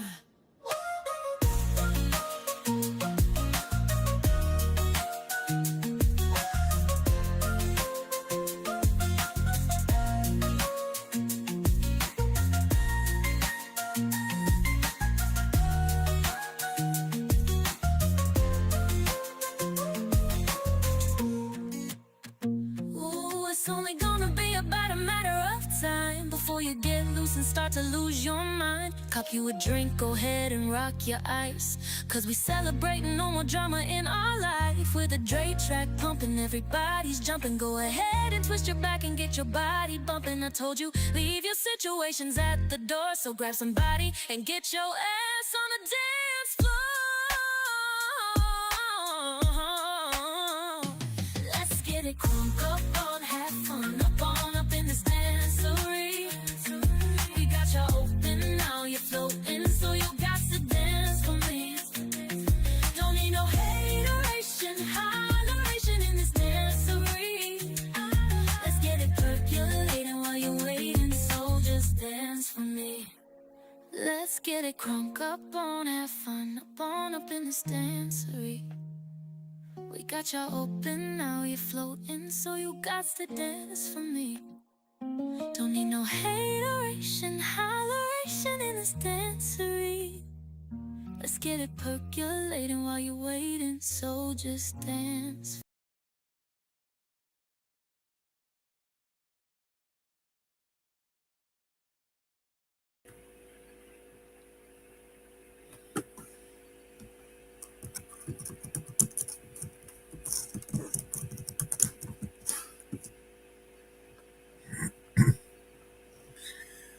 All right, so we don't really have an outro on this one, do we? No, we don't.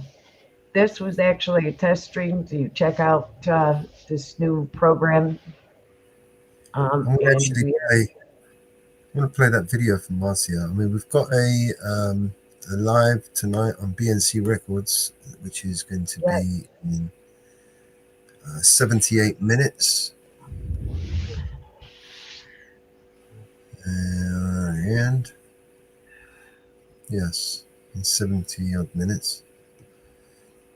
Do you have that reel from the Facebook loaded on your here? I think so, yes. We can play that as our outro.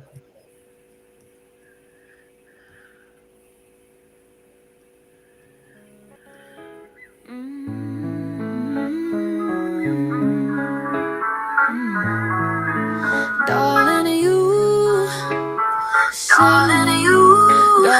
you send me. Audio sounds better on the videos. Darling, you send me. Honest you do, honest you do, honest you do. Whoa, you thrill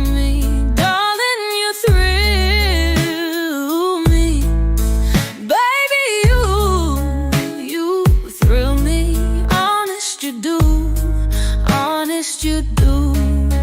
At first I thought it was infatuation, but it lasted so long, so long. Now I find myself wanting, I want you, marry me, take me home.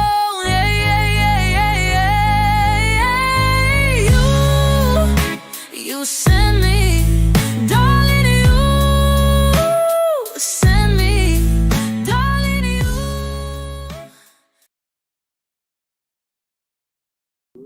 If I could change the world, I would make you smile and be happy.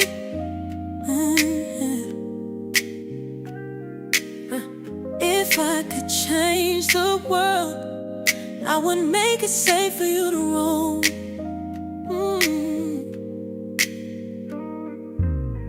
If I could change the world, I would make you honest and trustworthy.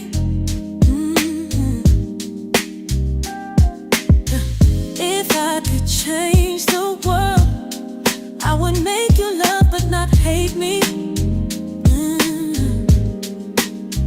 If I could change the world, I would teach you to justify and not criticize. If I could change the world, would I send you up to the stars above? If I could change the world, I would show you how to be satisfied. If I could change the world, I would show you peace and not a war.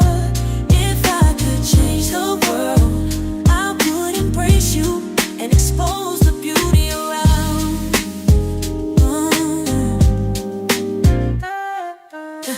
If I could change the world, I would want unity and not divisions. If I could change the world, I would show you how to feed and not go hungry. If I could change the world, I would clothe you when you would not go naked. If I could change the world, I will send you up to the stars above. If I could change the world, I would show you how to be satisfied. If I could change the world, I would show you peace and not war. If I could change the world, I would embrace you and expose the beauty around. If I could change the world, there is so much I would want to do, but as you can see, I'm not the world, and so I can only change me and not the world.